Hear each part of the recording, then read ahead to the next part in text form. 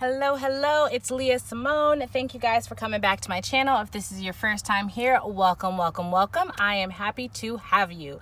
You picked a good day to come because we are going to be looking at, hopefully, your progress in your journey. So the pick a card today that we're going to be doing is looking at your evolution in your mental, emotional, physical, and spiritual self. I just want to be clear though, when I talk about physical self, I don't mean like what your body looks like. I just mean as far as how, like maybe your health, the way you take care of your body, but also how you interact with the physical world. So I just get a sense that topics of maybe like materialism or how you relate to material items might come up, maybe even subjects of like materialism versus spirituality, lessons of that I was feeling before I pulled these cards. And also, I'm getting a sense that there may be a pile or two here where, so my intention for this is to see your growth, to see your evolution, to see maybe how you might have handled things or what your perspective was, how you were interacting in the past versus now. And then the intended, what you have learned, what you were meant to embrace and integrate throughout that experience, throughout that time frame. But I'm just getting the sense that there may be a pile or two that, maybe one particular pile that is struggling with that a little bit and maybe hasn't quite gotten to the end of that journey, or there flat out just has not been any kind of growth. So you guys know me, I'm pretty direct in my communication, but that doesn't mean that I'm not sending you love. I am.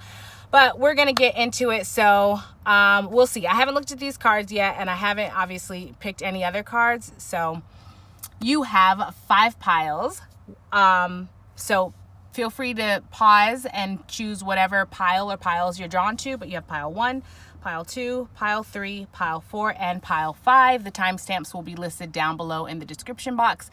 Otherwise, I will see you at your pile.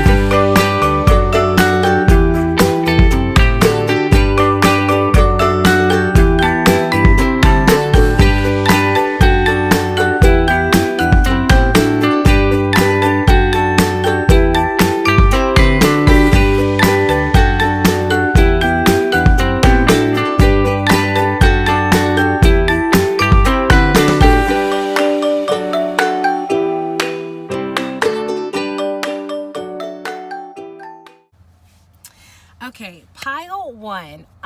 Overall, right away, I'm just getting an energy of growth. And I feel like you might not recognize how much you have grown, or it's like you recognize growth, but the growth within yourself, but I don't think that you recognize it to the capacity that it is, because what I'm seeing is that, and I'll get into the details, of course, but I'm seeing that there are some areas where I just feel like you have a high standard for yourself and high expectations, and it's like you want to be further along than you are in these various avenues. And so because you're focusing on like where you want to be and you're working towards that, and kudos to you, but it's like you're missing I don't want to say you're missing, that's not, it's like, it's this sense of like acknowledging like, yes, I've grown. You know how like, okay, if somebody's on a weight loss journey, for example, which if that is triggering, let me just apologize because I don't intend it to be. I'm just, when it comes down to like physical engagements, and I'll again get into the details of that might be something an area of growth. Anyways, the example is, it's like if someone's on a weight loss journey, for example, and they have a goal of losing, like 40 pounds, right? And they've lost 22 pounds. And you're like, oh my gosh, congratulations. Way to do that hard work. Like, that's amazing. You look wonderful. You look healthy. You look happy. Your skin is glowing. You look radiant. Like even your demeanor, the way you carry yourself, you're more confident. and their response is like, thank you, I feel proud of myself, but I'm not where I want to be yet. It's like, that's the kind of energy that I'm getting a little bit from you. Not hardcore, not like super heavy, but it's just this acknowledgement of like, let me slow down a little bit, because I feel like I'm moving, like I'm talking so fast that I don't want to overspeak the situation. Like, Spirit's telling me to slow down, because I think that I can't tell if I'm like prematurely being excited for you. It just, this feels like good energy. This feels very exciting. It feels like I'm tapping into you. I feel proud. I feel proud of you. And I don't know if you feel proud of you, but I feel like you should. I feel like I need to tell you, like, you're doing a good job. I just get this feeling. I don't know why I want to laugh at that. It's kind of cute. I guess because I can relate, but it's like, I just want to tell you, like, you're doing a great job. Like, stop being so hard on yourself. You know what I'm saying? Okay, so I wasn't going to do this, but when I felt this so heavy whenever I felt this so heavy. That's a little dramatic, but I noticed at the bottom of the deck energy was the Hangman, and I feel like the overall like theme of this growth is learning how to see things from a different perspective, how to step out of your own, I heard out of your own way. So possibly you were in your way by looking at things only in one certain light, but it's like being able to step out of your own experience or your own understanding of things and see it from outside of yourself. And so when I was pulling for this, your spiritual growth, peaceful came out, but so did understanding and wise. And I wasn't going to take it at first, but it just felt so appropriate. So let's get into, I'm going to put this away, but you had the Hangman, but let's get into it. Okay. So is this distracting up here? I mean, whatever. It's just, it's going to be up there. So sorry if that's distracting. No, I'm not. No, I am not sorry if that's distracting. I mean, I'm working with what I have. So, okay. Let's start over here. So we have your mental, your emotional, your physical, and your spiritual. So I'm just going to kind of go in order. So this is your past and this is your current energy. So in the past, the way that your mental engagement is that you were like so,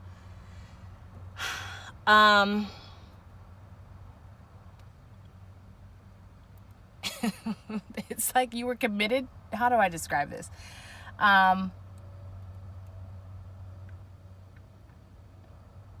There's this element of like, okay, so what I'm getting is that it's like the way that you related to like chaotic, like turbulent energy and like that adrenaline from that turbulent energy is like you also related to that as drive. So it's like anytime you were in situations that were turbulent or like it was just a lot of like high energy, like adrenaline pumping, you know, maybe it was like, oh my God, this situation happened. Now we got to find a solution, blah, blah, blah. Like you related that to drive, whether that was healthy or not. So if it was like you're like having an argument with someone, you know what I mean? It gets passionate, it gets fiery. Like it's like that same feeling of drive, which actually reminds me of, it's so wild how spirit works. Cause I get these intuitive downloads sometimes and they come seemingly out of nowhere. And it's like, it doesn't seem to connect to anything. Then I do like these readings or I have conversations and then I'm brought back to that. And I'm like, well done. Okay. So I'm going to post this on my, Instagram in case you want to go back and reference this, but I had an intuitive download. And basically what I wrote down was recognize when what feels right is actually a default response to what your nervous system is used to.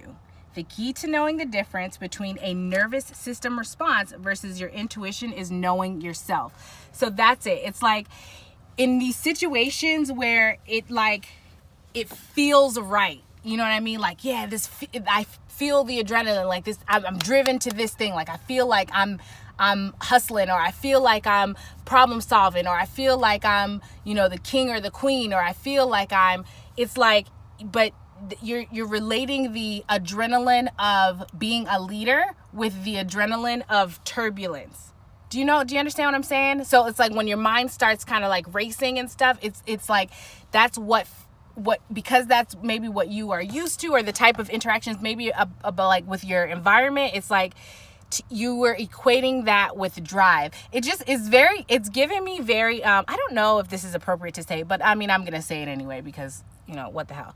It's given me very much like, if you know anybody that's been a drug dealer, or if you yourself have been involved in that lifestyle, it's giving me that, where it's like, that rush of like constantly having to be on edge, but the drive of like getting it done, and being cautious, and who can you trust, who can't you trust, get like a high alert.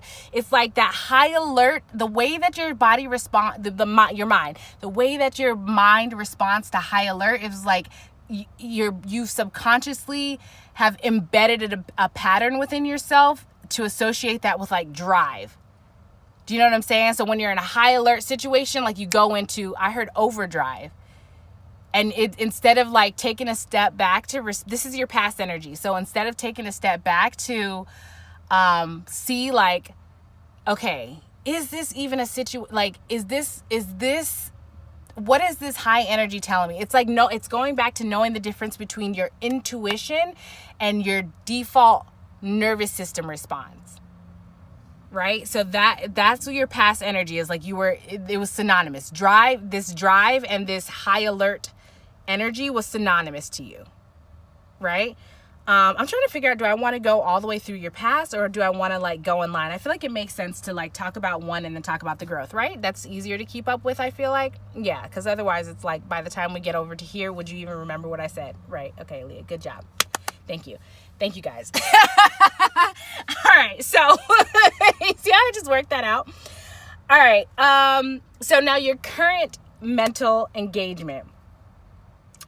There's this strength about you that has to do with recognizing. It's like, I think that maybe people still see you or assume that you're functioning in this mental capacity that I just described to you, this like high alert, high moving energy.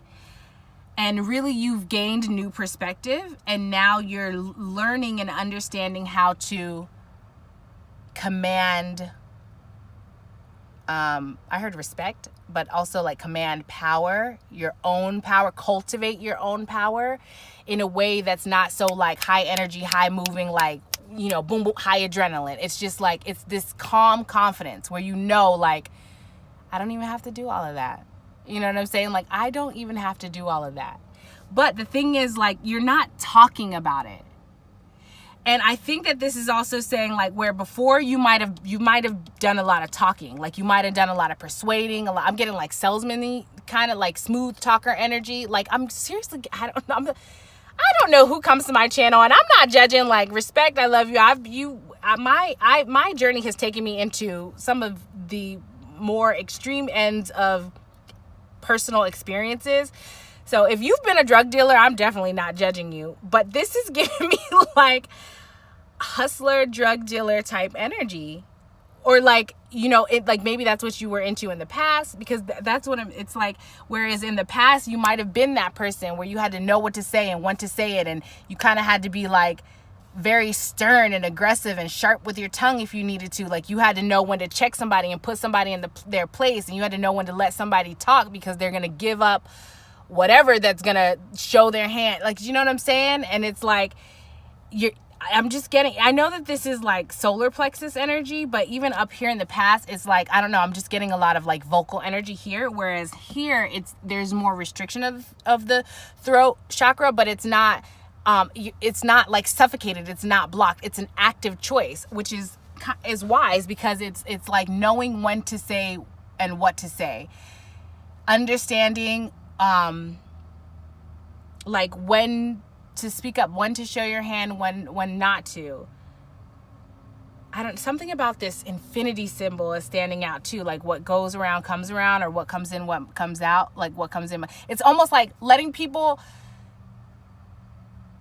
not feeling the need to like, oh, this is giving me like your mental energy. This is also giving me like kind of a surrender, a release of control.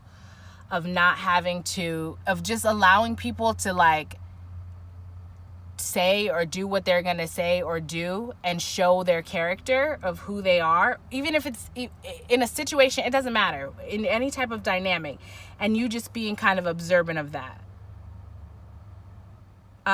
As far as like your action, I don't know, maybe we'll get into that, but like we're just talking about your mental energy right now. So there's just, it's like a higher, it's bringing me to this hawk, which I'll get into it, but like that's the general energy of this spread here is, it's like your ability to kind of zoom out, where before you were so stuck in like, you ever see those, I don't know, like reels or whatever they are on like Instagram or on social media, where you see a picture and then they like shrink it to like zoom out more, and then you see like it's a picture inside of a picture, inside of a picture, inside of a picture, inside of a picture. In the past, you were that first picture that super zoomed in. Like that's how you were functioning, is like super zoomed into your own perspective. This is giving me the energy, this hawk is giving me the energy of like zooming out to see more of what is there. Because when you're so like, imagine if I was gonna do this, but I don't know what the back of my head looks like and I don't want to embarrass myself, but imagine if I was doing this reading like this and I'm like, okay, so what I see here is your solar plexus chakra is blocked. The end. You know what I mean? I hope that doesn't look crazy, but whatever, fuck it if it does. Whereas like that was you in the past. Like what can you really gain out of that? Look at all of this stuff that you're missing. Whereas like when I zoom out and I look and I can understand like a layout, like I can see it's organized. That's what it is. Like your thoughts, your mental energy is more organized. It's not so like high alert, kind of like on demand. It's not like where whatever situation is pulling my mental energy, like that's where I have to go. It's not that. It's more like, let me zoom out, look at the perspective. Like it's this commanding I heard presence, like a commanding presence. Maybe now you have like a commanding presence where it's like, we're not going to do all that chaos. And you don't even have to say it. You don't even have, it's in your energy. It's like, energy finds a way to express itself, whether it's like through our words or just like through our body, like fidgeting or whatever. But it's like you can have a mental energy. You can have like mental energy of anxiety, and it will show by how you speak, or maybe it will show by in a physical way by how you sweat or how fidgety you are. Maybe it will show in like your ability to concentrate or not concentrate. It doesn't matter. Like the point is, it shows up in various ways. And so for you, this is just like an energy of calm that it's like, it's not even, it's just there. It's a presence. It's felt. Your mental energy now is like, it's starting to get more organized again. And maybe you're not all the way there because it's a journey, and that's okay. Or maybe you are. It doesn't matter. The point is like, this is the growth, is that like where your mental energy was kind of like all over the place and it was going wherever it was you didn't really have control. You thought maybe you did because you might have been the person like physically engaged in like problem solving or putting out fires or whatever. So you thought you had it under control because you were so active, but you didn't really. And you're recognizing that, where you were just being pulled wherever you were just going wherever you were being pulled. And now you're like, you're into a more like, oh God, I hope I'm doing a good job of explaining this, because I feel like I haven't even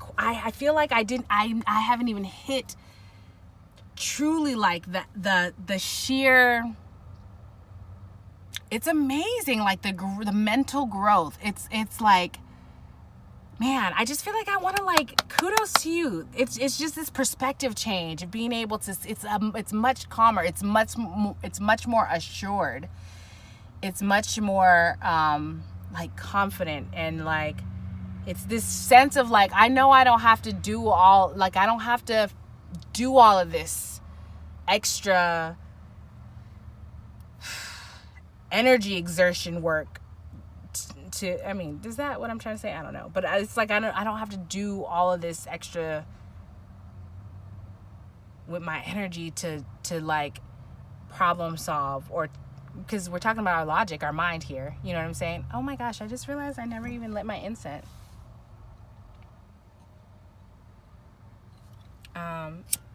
That was a distraction, so I don't know. I think that they're... Oh, that's what that's reminding me of. So before I was doing this pile, I don't know. I was just so like focused on like, okay, like how do I want to set this up? Like, do I want to put this here? Like what category? Like, you know what I mean? It was more organized. So I feel like you've moved from like this chaotic mental energy to a more organized, calm, structured way of thinking. Oh, you know what this is giving me? This is totally giving me like ADHD vibes.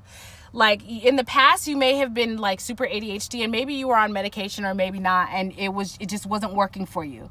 Like there was no, it was just kind of like all over the place and now your current energy is like, maybe you are on the right prescription, or maybe you've gotten your meds balanced out, or maybe you found a way to navigate your day that it's like it's calming and it's more like in control versus controlling. It's more like it's more organized. Or it quite possibly could also be like, I've seen videos where it's like on where it says it's like ADHD friendly like life hacks or something, and it's like how to arrange your kitchen or how to set this up, like just regular everyday normal routine type things. Like you may have discovered something like that. That's what this is giving me. That's for as far as your mental energy. So like, yay for you. What a freaking feat, right? Like accomplishment. Why did I say feat? I don't mean feet like the foot. Like what a feat. What feat? Doesn't that mean accomplishment? Oh gosh, I would feel silly if it didn't, but whatever. Okay, so good for you. That's amazing. That's incredible. Seriously, I know sometimes my own mind gets like all over the place. I don't know. I mean, I haven't been diagnosed with ADHD, but I know how chaotic I can get sometimes and how unstable and out of my element I feel in those moments. So, gosh, that's amazing. All right, that's my personal. Okay, anyways, moving on. All right, so to your emotional energy. In the past, I heard hard-headed. I don't mean to laugh. Is it okay? Can we be friends? Are you a person that can laugh at yourself? Like after the moment has passed and you've learned the lesson and you can see it now from a different perspective. Are you a person that can laugh at yourself? Because when I look at this, I kind of want to chuckle, like, haha, like not making fun of you, but just kind of like, oh boy, what a lesson. What a freaking lesson. Like, you know what I'm saying? Okay, so let's talk about it here. You have the moon, the 10 of cups in reverse, and learning difficulties. So your emotional engagement in the past was like, it was like you weren't really giving much. You weren't talking about much. You weren't talking about like what made you happy, what didn't make you happy.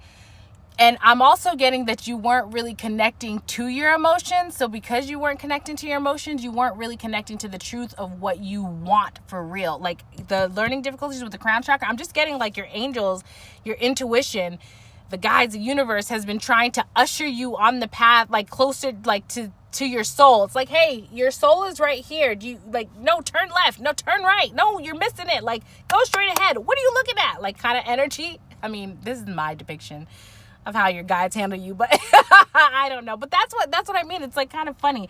It's like, but because you were like so hell bent on like not even, you're like emotions. What the fuck is that? You know what I'm saying? Like you were not really comfortable. You just weren't really. I'm just getting the sense that like it was like your angels and your guides, your intuition specifically also was like trying to speak to you and guide you along your journey to your own happiness, your own fulfillment. And you were like not trying to look at it. Like you just were not trying to look at it. And I'm getting that you might, so a part of this journey from your past energy to your current energy, I'm just getting the sense that it was like probably a tower moment. And if you don't know what that means in tarot, it's like an unexpected moment that it's erratic and it's like a pivotal moment in life. It causes change, drastic change. And usually it comes when we are resistant to how the universe is trying to move us. So if the universe is trying to move us over here and we're like, nah, I want to go over here, then that tower moment comes in to like no, that's blocked. Now you're forced. You know what I'm saying? I'm kind of getting that this was that kind of situation where you were like running away from your emotions and your intuition in the universe, and then it like something happened where you were forced to get into this space of like being internal, isolating and tapping into your like isolating yourself so that you can connect with your emotions and figure out, first of all, what you're running from, and then work through that. Do you know what I'm saying?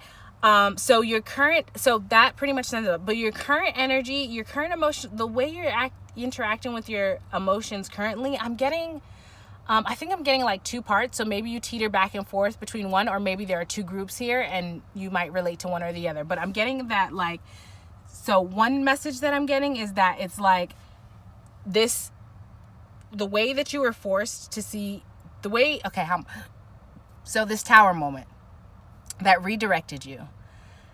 You sat down and you looked at the things that you didn't want to look at, whatever about emotions or your own experience or your own emotions or whatever, your life, whatever it is, your happiness, your fulfillment.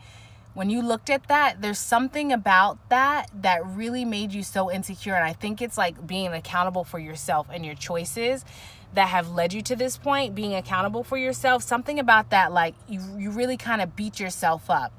And so you sort of went into this isolated mode, and it feels safer there because when you're isolated, nobody can attack you. You know what I mean? And it's almost like, I don't want to come out of this because I just can't, I don't know that I can handle a hit or whatever it is. You know what I'm saying? Like, I just don't know that I can face, if I've done wrong to people, I don't want to come out of this hermit mode because I don't want to have to face that I might have to like say it to them directly, or they might bring it up or whatever it is. And it's like, I don't know that I can face that because I'm feeling very fragile after having to like look at really who I am as a person. And like, I built my confidence on who I am, but when I actually look at let me past tense, because it's like I built my confidence and my ego up based on who I thought I was. But when I look at who I was really, and when I look at my ego and my shadow, it's like, is that a person to be proud of? And then like, so coming out of this hermit mode means that you have to kind of like pronounce that. You have to kind of have that conversation because, you know, they're going to wonder, like, where were you? What's up? You've been off the radar. Like, I haven't talked to you. I haven't heard from you. What have you been up to? And it's like, it's just, I feel like you're reaching this point of wisdom and authenticity where like it would go against your own like internal guidance, your own compass to fake it, to be like, oh yeah, you know, nothing, like to not be accountable. It would go against your own energy is what I'm feeling. So there's that group or that part of the message. The other part of the message, which you may go back and forth between, is that like, you don't want to come out of hermit mode because like it's this feeling of like loving. I'm just getting the energy that maybe you didn't spend a whole lot of time with yourself in the past, sit down and kind of, when I say spend a whole lot of time with yourself, you might have been by yourself, but I don't know, I'm not getting that. I'm getting that you're a person that distracted yourself with other people or other events, even if it was just like, I'm going to my friend's house, you know what I'm saying? So it's like, now that you have learned to sit with, to be with yourself, and recognizing like who you are, it's like you love it. Like you don't want to, like getting into, it feels safe in the sense that like it feels safe in the sense that there's no worry of, about like, you don't have to worry about the expectations or the demands or the judgments of how you relate to yourself and your emotional body. You know what I'm saying? Like if you're a masculine, for example, and you are going through your emotions and you decide to cry because you're a fucking human being. That's why. There's no explanation needed. That's my energy. But like, you know what I'm saying? If you decide to cry, it's like you don't have to worry about someone being like, oh, you're not a man, da da da. It's like, first of all, that is a reflection of your ignorance. I don't subscribe to that. Okay, let me dial it back because I was about to say something and I don't subscribe to that toxic masculinity. You know what I'm saying? It's like you gotten to that point where you can accept yourself as a full being. Or if you're a woman, for example, it's like understanding that I know that there are a lot of women who are just learning how to come into their softness, into their femininity, and even that, being vulnerable with their self, that it doesn't come as naturally or as easy as one might think it would for a woman.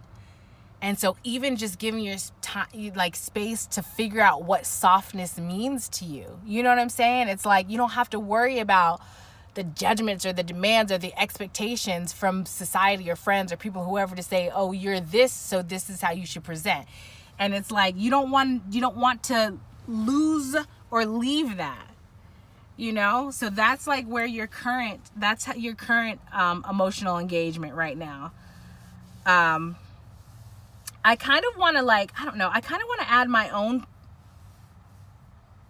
I kind of want to should I pull a card? I feel like what I want to say is, that's great that you have discovered that.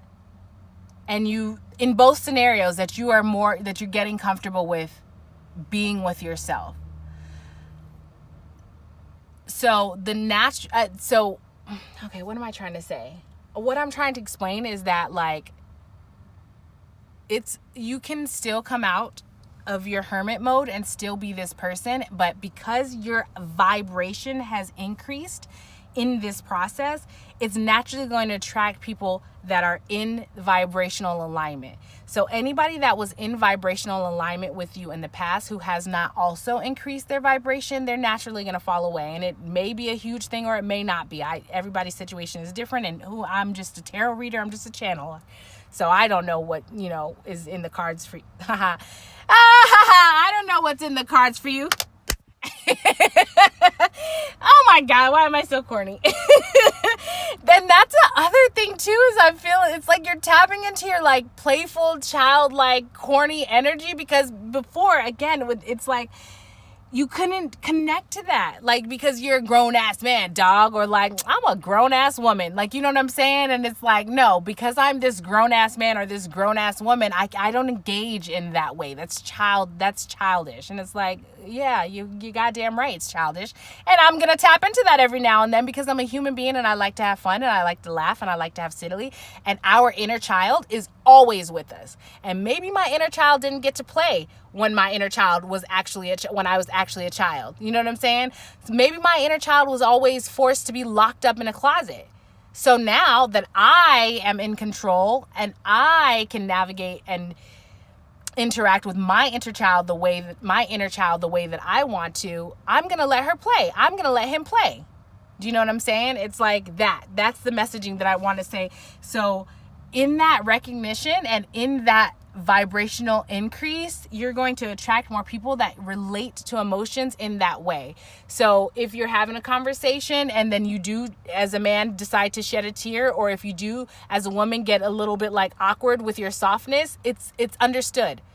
It's understood. The space is allowed for you to work that out. There's no judgment. Do you know what I'm saying? It's like, it is what it is. So, you may be either now or in the future coming up, you may be faced with kind of old relationships dissipating that are no longer, and it doesn't necessarily mean that it's forever. Vibration and frequency and energies, it's always adjusting, it's always changing. So that person may come back or you might fall back. It's just a part of the journey. It is what it is. So I feel like I've talked about that for a million years. So let's move on to how your physical engagement is. Okay, so in your past energy, you have the Judgment card in reverse and inferiority complex. And I just get that there was super judgmental energy coming from your own insecurity, and so that judgmental energy was directed to yourself and then projected outward. So whatever your shortcomings were, whatever it is that you felt like you couldn't rise to, you projected that. You, first of all, you beat yourself up for it, and then you projected that out. So if you felt like you were not going to be successful unless you had A, B, and C, whenever you saw somebody else who didn't have A, B, and C as you categorize it, they were unsuccessful to you. But it could have been that other person didn't categorize, they view success differently. You know what I'm saying? And so to that person, they might think that you could have A, B, and C, but you're unsuccessful because you're neglecting yourself, for example. You know what I mean? It's like, yes, you have all of this material. Oh, yeah. Okay. So, because I was getting kind of like materialistic vibes here. So it's like, yeah, you have all of this material shit, but are you happy? Because I'm at peace. You know what I'm saying? And to me, that's success. And so it's like there was that disconnect where like you were projecting out your own expectations, your own way of making your, like, that heavy, earthy, tangible energy. So like your career, your title, your position in life, your status, what you have, how much money have you traveled, your experiences, where did you go to school, what type of clothes do you wear, like all of that dense energy, whatever judgmental standard that you had, if you didn't meet that, like you would project that outward. And it's like, so let's say there are 5 things that you can have that would make you like the top of the line successful, and you had like 3, right? And you came across someone that had 4. Like your response to that person would be like, well, you don't have 5. You know what I mean? Like you don't have the 5th one. So, because it's that inferiority complex. Or if you had like 1, 2, and 3, and someone had like 5, 4, and 3. I don't know if this example is I'm just kind of giving it, I'm saying it as it's coming to me, so I hope this lines up. So you have 1, 2, and 3, and then the other person has 5, 4, and 3. It's like you would talk down on, it's like, you didn't get 1 and 2? Like, how the heck did you get 4 and 5 but not have 1 and 2? Do you know what I'm saying? I think I made that example pretty clear. I hope so. But essentially what I'm saying is like there was this super judgmental energy coming from you in the past that was based in this very dense, earthy material concept that has, and so a part of that may also have branched out to how you judge a person's physical body. So like if it was a woman that you were looking at, did that woman what was their height? Were they super ridiculously tall and then you considered that unattractive because to be taller than a man, like that whole thing? Or like, are you like, oh, you're this height, so you're cute, you're petite, you're appropriate height for a woman? Or like you have this breast size or this butt size, is your waist size this? Is your, like what, you know what I mean? Or as a man, it's like, are you no shorter than this? Do you wear this shoe size? Or however people judge people fit on a physical level, like you were functioning in that way. So it's like if you might have easily dismissed somebody who had a different body type than what you, like you might be the person that has a body type or had in the past. Like, this is my type. You know what I'm saying? Like, oh, he or she doesn't have this, then nah. And it's like, so that's how you were functioning in the past. And okay, so the other thing that I was getting, so in that body type, it's like, so if you had a body type, when you encountered that body type or that body type presented their self to you as an option, a sexual option, you were like, yeah, because it stroked your ego, and this inferiority complex, it made you feel superior because you're like, this is what I like, and I know that I can get what I like, so now I'm superior, because the root of that is this complex, this like insecurity of being inferior. So you might have been a person that was promiscuous, like you had a lot of sexual partners based on this appearance. You know what I mean? Like, I'm the man if I bang so many chicks, or like, yeah, I have I have like the good, if I can get this many men, you know what I'm saying? If I can get this man to pay for this thing, or if I can get this girl to do, this woman to do XYZ, it's like, you know, do you understand what I'm explaining? And so in that, like, to stroke your ego, to make you feel superior, like you may have been a person that had a lot of sexual engagements, and almost like with no, I want to say no standard. The only standard was like, do you meet this image? Do you fit this body type? And then anything else outside of that was just kind of like, it didn't matter, because for you, this was just about stroking your ego. This wasn't about like, this wasn't about like getting to know a person. This was just about like a body count, being able to say, yeah, I bagged that, or I hit that. You know what I mean?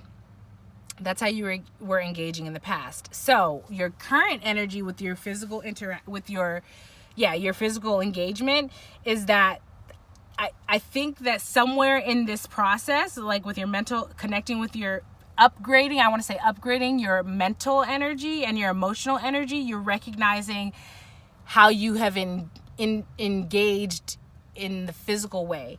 And so there's a lot of healing. And in that healing, so this may be a focus for you. I feel like this is a focus for you specifically, is like your sexual interactions. Because it's like, what does that mean for you? Like, you're able to see it at a higher perspective. Like, what does that say about you? Why do you have this fixation? I'm just getting the energy of like a lot of questions of self coming from this Hermit card, and coming from like being able to I'm getting like a waterfall, like a ripple effect. Like, you know how you pour water into something, and then when that fills up, it spills out to the next cup. And then when that fills, it's kind of like that, where it's like you were able to zoom out and get a higher perspective and upgrade this mental energy, which then allowed you to connect with and upgrade your emotional energy. And by connecting with this mental and emotional energy and upgrading that, you're now able to bring that over to the physical energy and kind of question yourself in a more physical, grounded, tangible, earthy way. Like, why do I do what I do? Why is this my engagement? Why do I want that? Why, you know what I'm saying? Like, I'm getting a lot of like self questions in that way. And kudos to you, because it's coming from a place of healing that's bringing you healing. Do you know what I'm saying? I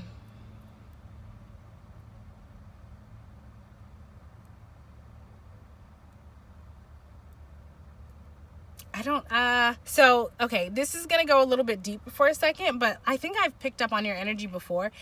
There is like a fascinating, if you are a male, if you're a masculine person, if you're a masculine person, there's like this attraction or fixation on breasts, like specifically mouth to breast. And I'm not judging you. I was about to put a little bit of my own personal information out there, but I don't know if I want to do that on such a public platform. I think I'm gonna keep that to myself. But there's this like fixation on breasts, and I feel like that's a focus of healing for you. And something about this bird is standing out to me.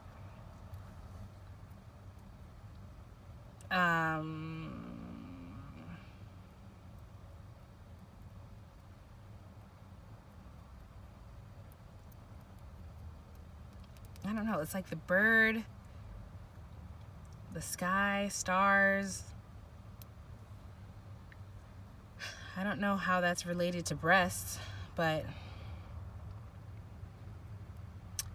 maybe there is. Oh, okay. So what I'm getting is that like there may be someone that you're attracted to.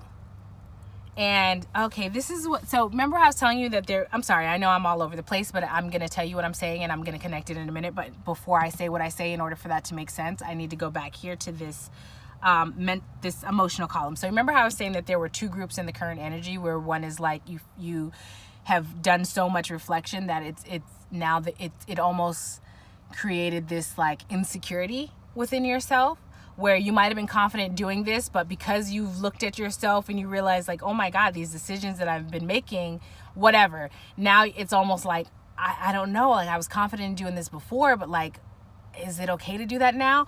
That kind of energy where it's kind of created this insecurity. It's like that's carrying over here where you were confident in engaging in a specific sexual way. But now that you've looked at yourself, it's almost like, well, what about these things that I do like? Like, is that still okay? Or what if it is coming from a trauma? You know what I'm saying? From the past. Because a lot of how we create ourselves and build ourselves up in this world stems from our experiences. And our positive, good, however you want to describe it, those like good experiences contribute to shaping us just as much as our traumatic experiences do, right? And so sometimes understanding the way that we connect to things, I feel like I want to say this thing, but I don't know, that's super personal, and I don't know I don't know that I'm comfortable putting, I don't know that I want to put that out there just yet. Anyways, so what I was going to say is, with you, there are some things that I think that you enjoyed in the past, like in sexual engagements. And now you're like questioning like, well, if this is related to a trauma, like, does that mean does that make me a bad person if I still like it, or I want to do it, or this is whatever, you know what I mean? It's like that part of healing, like there's like this lack of confidence. And I think that there there may be someone that you are interested in, and you're not sure if like maybe you've had already sexual interactions with this person, and maybe you want, maybe you haven't, I don't know, or maybe you want to in the future. It's going to be different for everybody, but it's like, is this person going to judge me? Like, that's your energy in like going through this healing, where it's like, if I like this thing, will this person judge me? Do you know what I'm saying?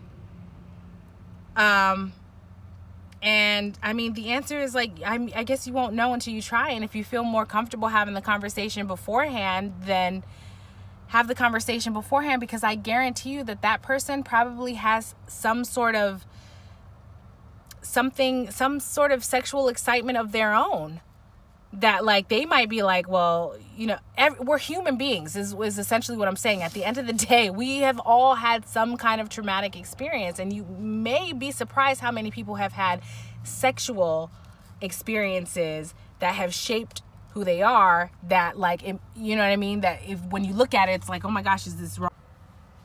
Hi Pile One, this is Aaliyah from the future. I have already recorded your video, and I was going through editing, and there was a section of the video when we start talking about when we start talking about the physical, your growth, your evolution, and how you interact or engage with the physical world.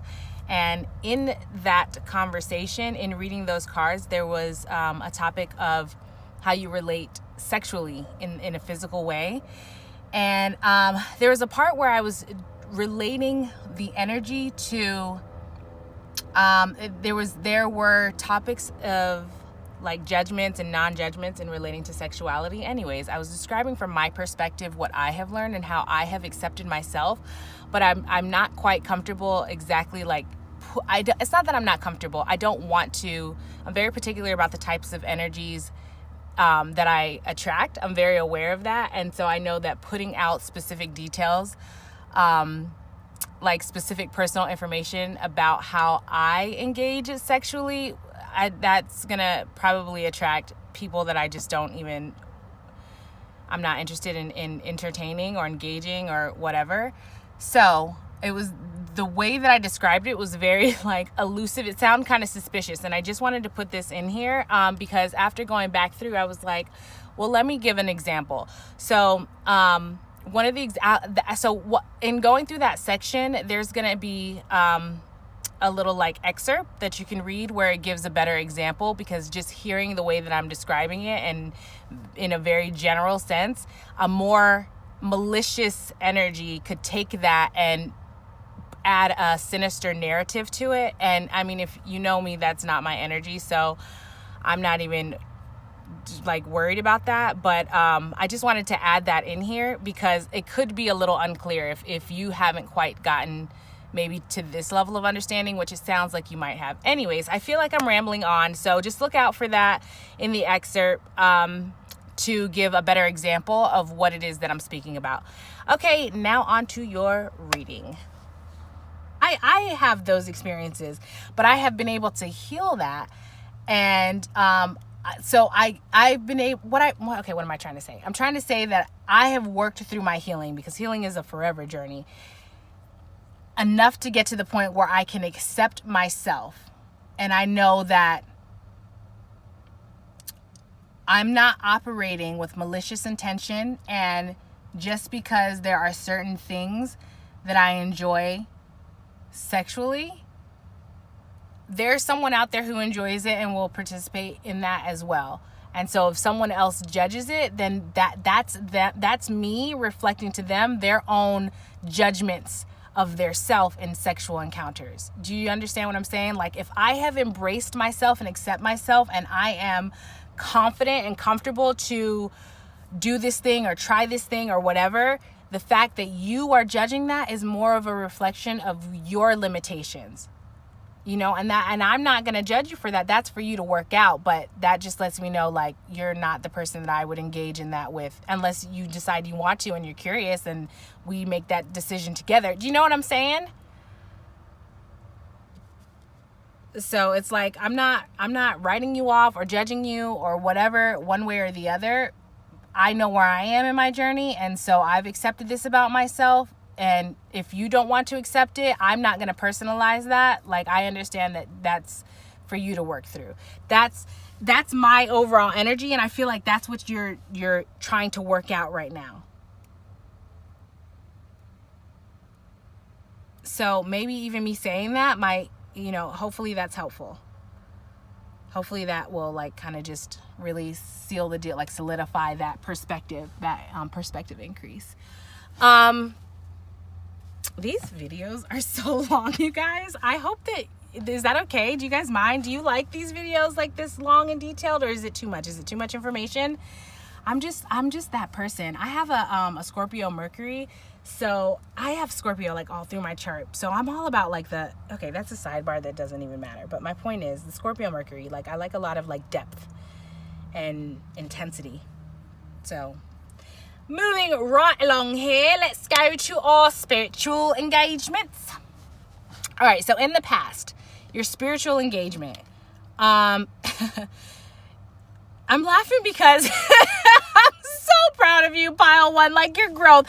It's like, I'm not trying to be condescending, but like looking at the past of who you were to like who you are now, looking at the past is just kind of like, oh gosh. You know what I mean? It's like, I don't even know how to describe it. It's that situation where you look and you see how silly it was, and the only thing you could do is laugh, because you know better now. You know, like, that's just a part of life, and that's just a part of growth. That's just a part of journey. It's a part of an expression, whatever. It's a part of knowing or not knowing. It is what it is. Like, you can look at it with non-judgment.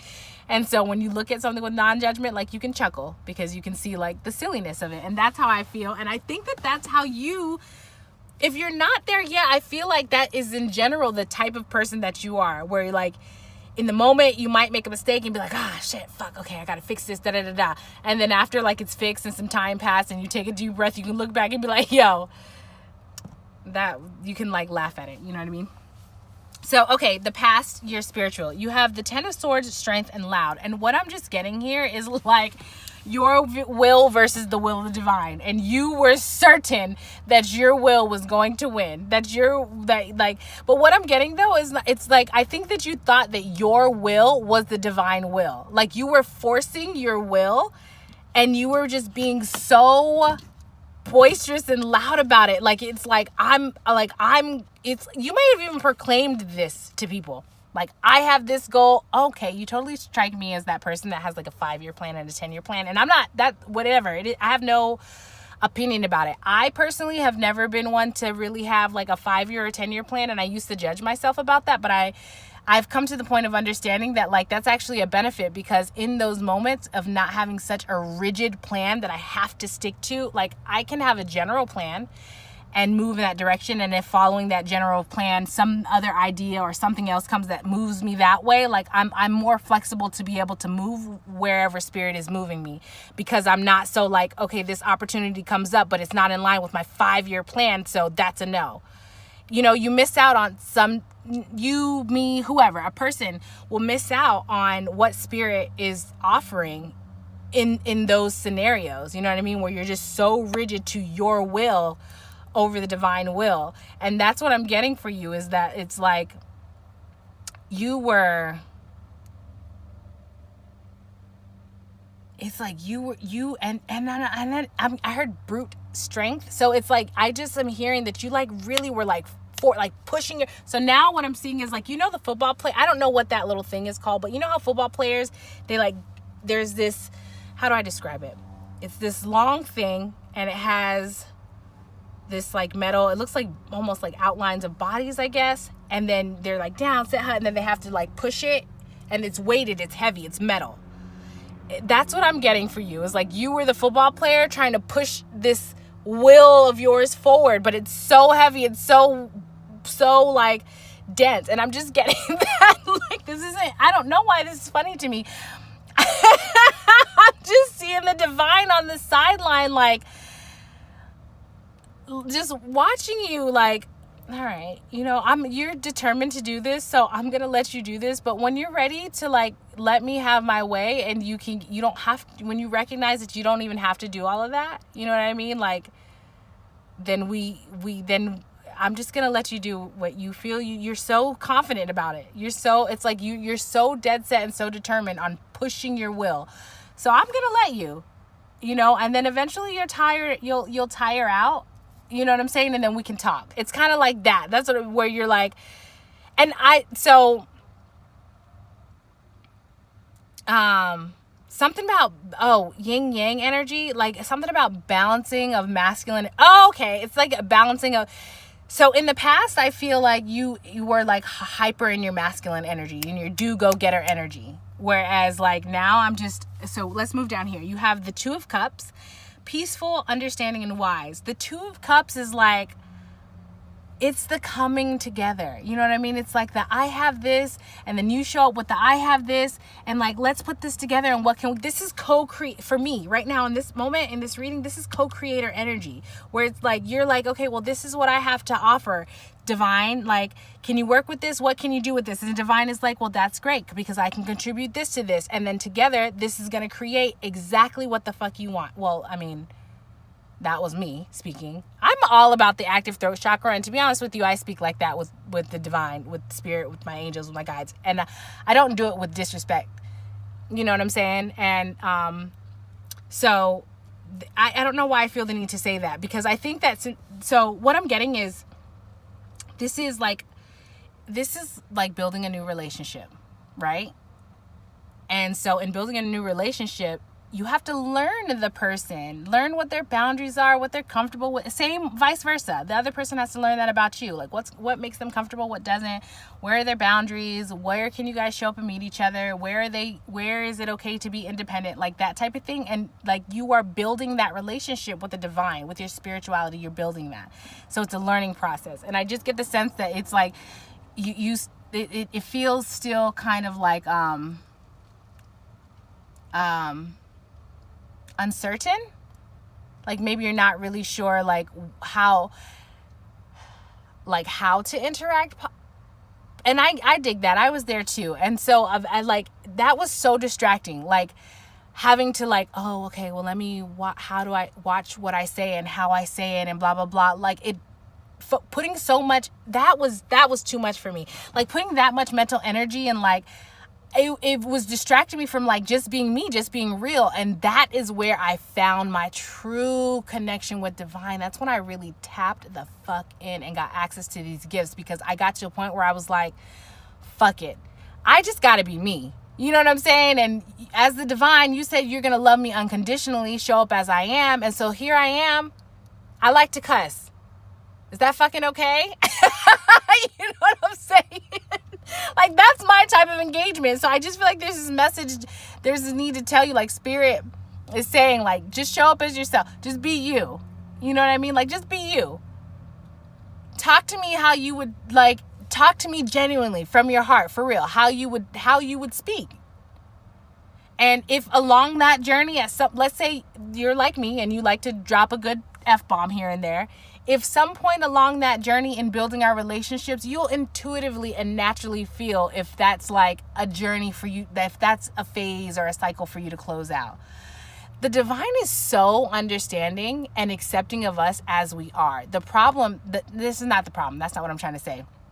What happens is, and people get so caught up in societal expectations and what society says you have to present yourself as in order to be accepted by the divine. And so, like, I feel like a lot of the lessons and the journey in life is, you know, when people say it's about coming back to yourself, it's exactly that, where it's like you're recognizing that these societal expectations are just that. And it's okay to be just you and connect with the divine in that way. That is authenticity. You know how many times, this is a side note, but like, you know how many times I have cussed to the divine, at the divine? Not like, I mean, just genuine. Like, I don't know what the fuck is going on. Because okay, I'm getting off on a side tangent, but anyways, the point of that messaging is like, it's okay to just show up as yourself. But to get into like where you are currently in your spiritual energy, you're building a relationship. And it's like, it feels so like cute and new. It's like a new friendship. It just feels so like, oh my God, I just love you. It's like, oh my God, I just love you too. You know what I mean? It's like peaceful, and you're like, I just get this. So I'm getting like elements of, like, okay. Going back to that football analogy. It's like, okay, I'm going to get up from this, whatever this thing is called. And I see you standing on the side. So like, let's talk. Why isn't this thing moving? What's happening? You know what I mean? It's like that. It's like an engagement. And the divine is like, thank you. I'm happy you're here. Yes, let's talk. You know what I'm saying? And it's not coming through judgmental. It's just like, okay, you're ready. I accept that you're ready. So let's talk. You know? And there's like this understanding that you're coming into, I think, of recognizing that like what you might have considered the divine plan was really you just asserting your own will. And so you're not judging yourself for that. For me, the energy is kind of coming through a little more curious, where it's like, okay, well, so then what is the divine plan? Like, how do I get on to that? Like, because it's like this energy of like, well, that feels enticing. That feels exciting. That feels more in line with like what I want. Or it's like, you're telling me that you can get me to what I truly want in my heart and that it'll be okay. So like, how do I do that? Like, that's your energy here. Oh my gosh. I don't know if you can see this. So at the bottom of this too, let me try to get this close. At the bottom, this is like a cork board thing, which you can obviously tell. And at the bottom of this, a piece of it like came out somehow. And it's the shape of a heart. Hold on. Can you see that? And let me get a little bit closer. Can you see that? It's like a tiny shape of a heart. I know. You might be like, girl, you're trying to force it. I don't care. To me, when I looked at that, that's a shape of a heart. I love that. I have this thing that I do. Anytime I see a heart, I'm like, I am loved. It's just a nice little reassurance. So maybe that's something that you might want to take on as well. I don't know. All right. So this is getting a little bit long. So let me go ahead and wrap this up. For the final card, what I have is this animal spirit card. And as I was saying before, it was just like the overall energy of, so the intention of this card was, what is the lesson or the energy that you are meant to embrace and integrate? And for me, this is just like getting a better perspective, zooming out and seeing things from not just your own tiny scope, your own lens. And that's not a comment. When I said tiny, like, that's not a comment on how I view you or your energy. It's just it was so zoomed in that the view of what you were seeing was so tiny. So this is like the energy, this lesson, this process is like the energy of being able to zoom out and gain a higher perspective. So I'm going to read from this little guidebook, this bad boy here, because I just really love I mean, if you've seen any of my readings, I've explained it already. I just really love the way that this is depicted. All right, so you have... Okay, come on. You have watchful, all-seeing messenger of divinity. The sharp eyes of the hawk watch over every move. This keen-eyed bird has the ability to see every little detail as well as the bigger picture. When this card appears, fate has its eye on you. Okay, hold on. There's something that I'm like missing. My angels are nudging me and asking me to stop. Every time that happens, the first thing I do, I'm like, well, let me check if it's still recording. It is. I don't know. Time. Something with time. Something with time. I want to say like, what time is it? But I literally just looked at my watch and it said, I don't know. Okay, hold on. Let me just like.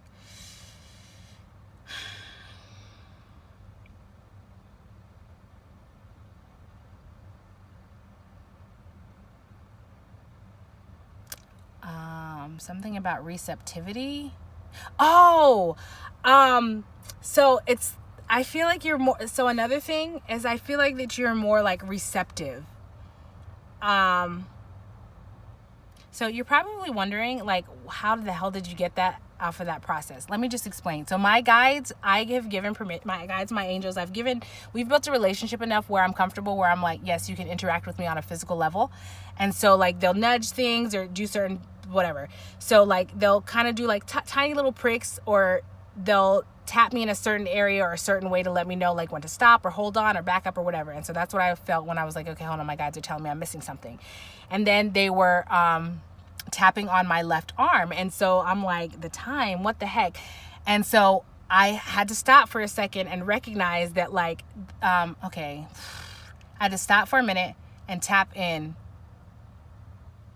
like spiritually to my, through the channel, through my intuition, through my guides, my psychic gifts, and communicate with them. And then they reminded me that the left side of our body is our receptive side. That's our feminine side. And then the right side is our projected side. That's our masculine side, our doer energy. And so like, so that's how that worked. And I felt the need to explain that to you because I think that I don't know. I mean, take that, if that's significant to you, that's significant. But it's like, I think that there's I'm talking too fast.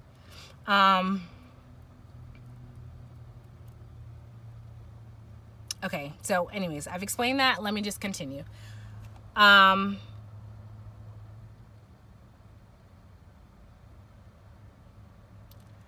When this card appears,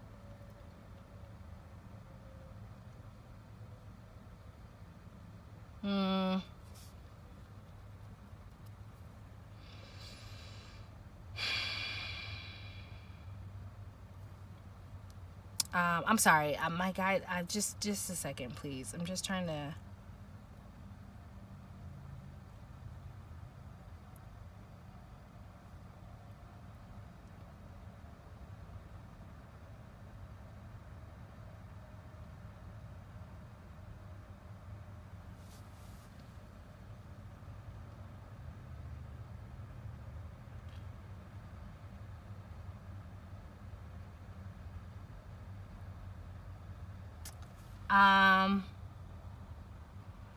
There's this, okay, so I'm just getting this message of like,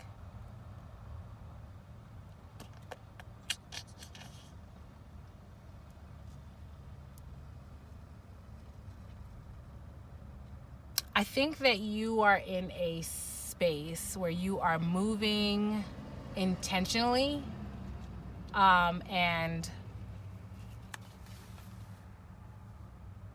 with discernment. And so there is a reason why so okay, what am I trying to say? You may have people around you that, because you've been in like this hermit mode and just kind of, you may have people around you that's kind of like snooping around and scoping to see like what you're up to and trying to get information and stuff like that. And so there's just this, so what what you are working on and what you're doing is, I respect that is a personal, private endeavor. And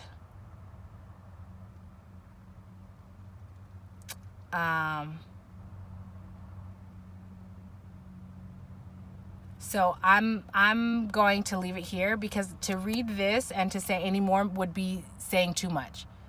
If that, I think that makes sense. If that message is meant for you, if that resonates, then you'll know exactly what I'm talking about, and I don't need to say any more.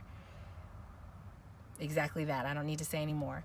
So anyways, pile 1. Wow. Congratulations to you. That's amazing. That's wonderful growth. And I'm so proud that you were able to make all this progress on your journey. I certainly hope that you felt that and that you feel seen and that this resonated here for you. I would appreciate if you could like, comment, and subscribe. Let me know below if this did resonate. If you do feel like you have been seen, that this is you, shout out to you. I appreciate that. If you think someone else can benefit from this video, please feel free to share it. If you are returning from a previous video, I want to say thank you so much for coming back. And if this is your first time here, I hope to see you in a future video. Thank you, Pile 1. See you next time. Bye.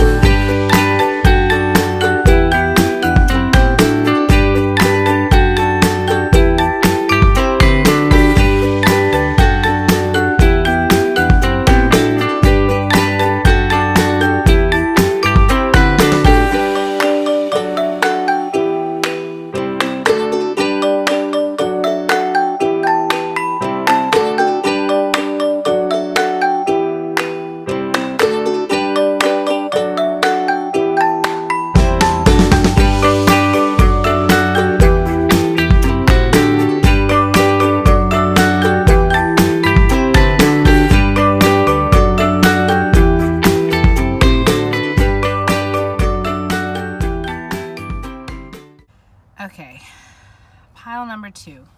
So I get a sense right away that it feels like this, there's like backwards, I don't know if that's how I want to call it. This, remember in the beginning when I said that, okay, no, hold on a second. Let me just go ahead and get into it, because this doesn't, it feels like this is a pile that it feels okay, so let me explain the energy that I was feeling before I got into this. I don't want to overspeak, but what I was getting was that it was wobbly energy. And what I mean by that is, like, have you ever started something new, a new project or a new whatever, and maybe you didn't have any type of training in it, especially if you didn't have any type of training in it, or maybe you've closed out a cycle in your life and you're starting something new, like maybe it's your first time buying a house, whatever the situation is, and it's kind of like you want to do it, you want to move forward, you're doing it, you're moving forward, and there's an element of excitement, but there's also an element of like wobbly legs, like I'm not really sure what I'm doing, and kind of like questioning and second guessing and double checking like everything that you do, and also like a little bit of like clumsiness in that process. That's kind of what I'm getting. So you might be like in a new endeavor where like you were in one phase and you maybe like mastered that, or you completed that, you closed that out, and so now you're in like another cycle, and it's like you're in it, you're not in transition, like you're in it and it's new, and you're kind of like finding your footing, like finding your grounding, and finding your footing, and there's like clumsiness, and it's natural, it's like it's expected. There's like clumsiness in this, trying to find out like what the terrain is, and is the ground hard like concrete, or is it like soft like grass, you know what I'm saying, like that type of thing, like how you get what I'm saying. And in that, trying to sort that out, like that lets you know like whether you can wear barefoot, like if you're in the grass, or if you need some shoes to protect your feet, or whatever it is. It's like, that's the type of energy that's kind of wobbly, where you're like, is this like you're trying to sort things out. But I was also getting like it's overthinking. It's a lot of like mental energy, like it's that second guessing, which I want to say is like, it's a normal part of starting any new endeavor.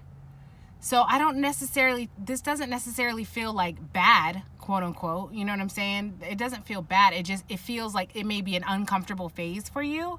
Possibly, don't let me speak for you, but it feels like it could be like a little bit of uneasiness. And there was something else I was going to say. Oh, so I feel like you're in a situation. Let me just get into the cards, because I'm not quite sure. Like, I want to say,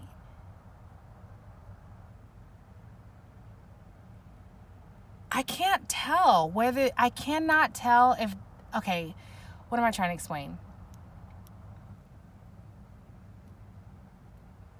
I want to say what I want to say, but my angels are stopping me. So the reason why I'm like going back and forth like this is because I want to say what I want to say, but my angels are stopping me. So I feel like there's an element of me, like, it's not what it seems. So I don't know. I already feel like I'm kind of getting a little bit like frustrated and agitated. Like,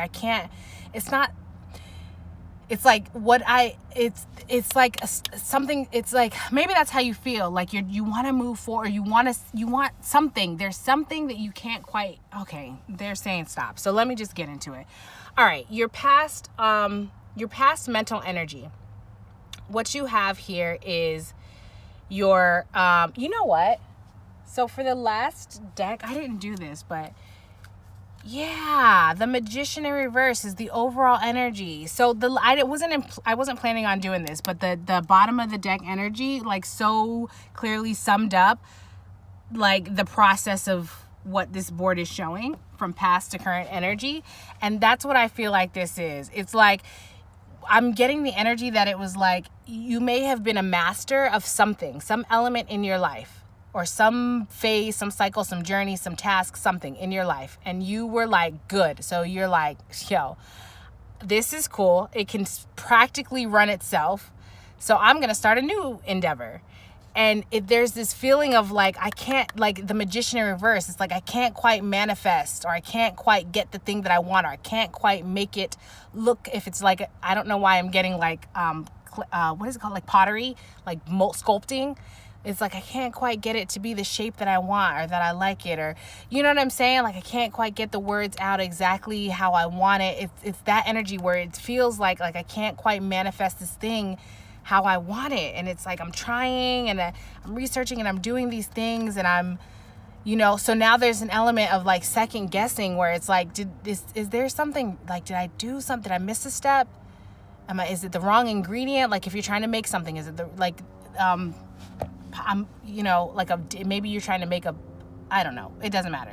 There's just like this element of like questioning. There's this element of going from like a confident space to a less confident space in this new endeavor, in this new creation, or this new part of this new phase, or this new journey cycle of life, or however you want to say it. So,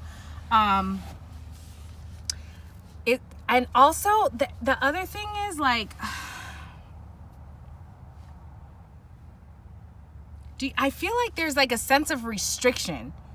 There's a sense of restriction that you might feel that is like, and maybe you even feel like it's the universe. Like the universe is restricting you, and you can't quite understand like why. You know what I'm saying? Like, that's how I'm feeling. That's the element where it's like, I want to move forward. I want to do this thing, or I want to, whatever it is. And it's like this element of restriction. Like, it's like, do you get what I'm saying? Like, you can't, like, it's like a block. I'm just really getting it. Like, you're trying to manifest something, and it's just not. And that is kind of like frustrating.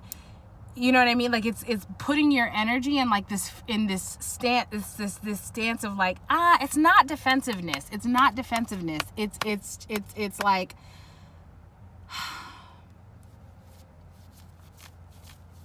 it's kind of like hesitation, where it's like, well, like, what is this going to be? You know what I mean? You're not Well, I guess that would be defensiveness. It's not offensive where you're like on the attack. I guess it would be like a little bit defensive where you're like, I don't know. You know? I just cannot let go. It's like deeply frustrating. Like I want to like grind my teeth together. I think this is how you're feeling. Like you might, okay.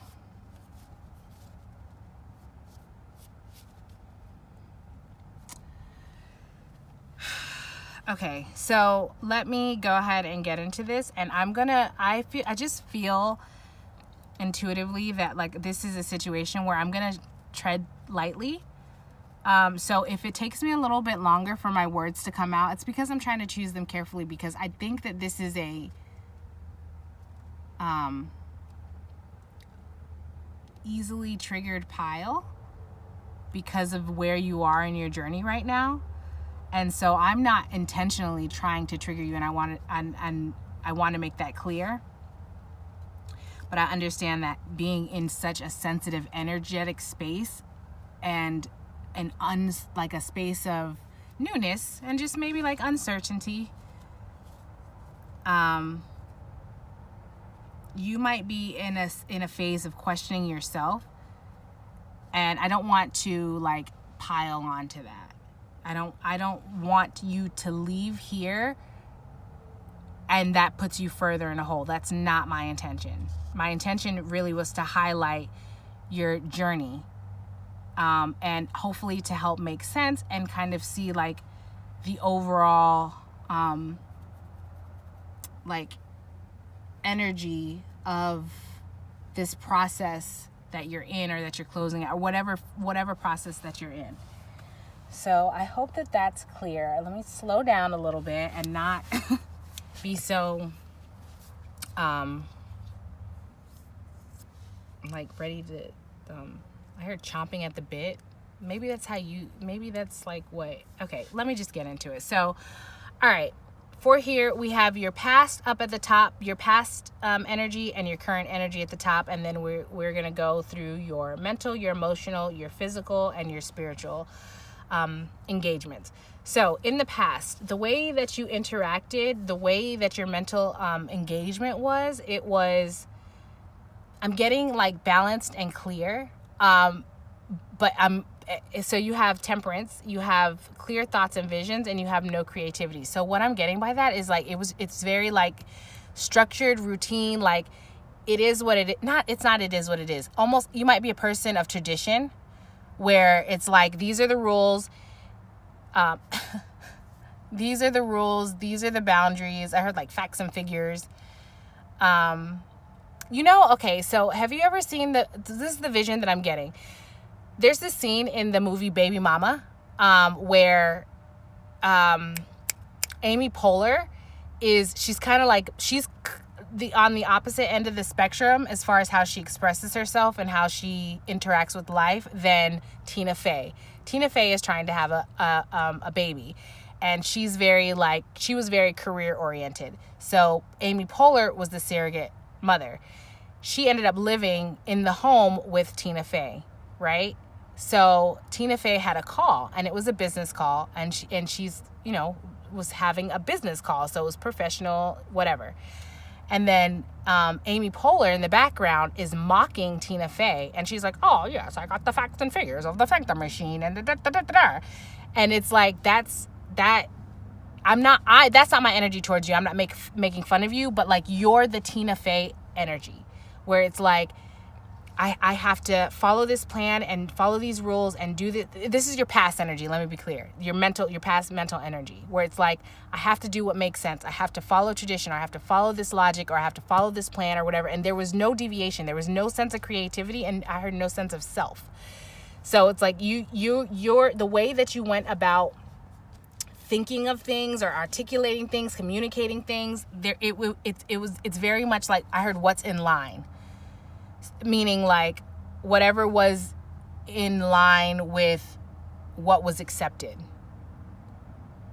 You know what I'm saying? Either like from a family dynamic, or from a public image dynamic or a societal. It's like I'm doing like what, okay, in this lane I can think these things or exist in this way, speak this way, whatever, and then in this lane it's like that. Like there's no creativity of it. Okay, like you strike me in the past, you're striking me as the person that's like, if people say cursing is a bad thing, you're not gonna curse, instead of being the person that's like, fuck that. You know, like me.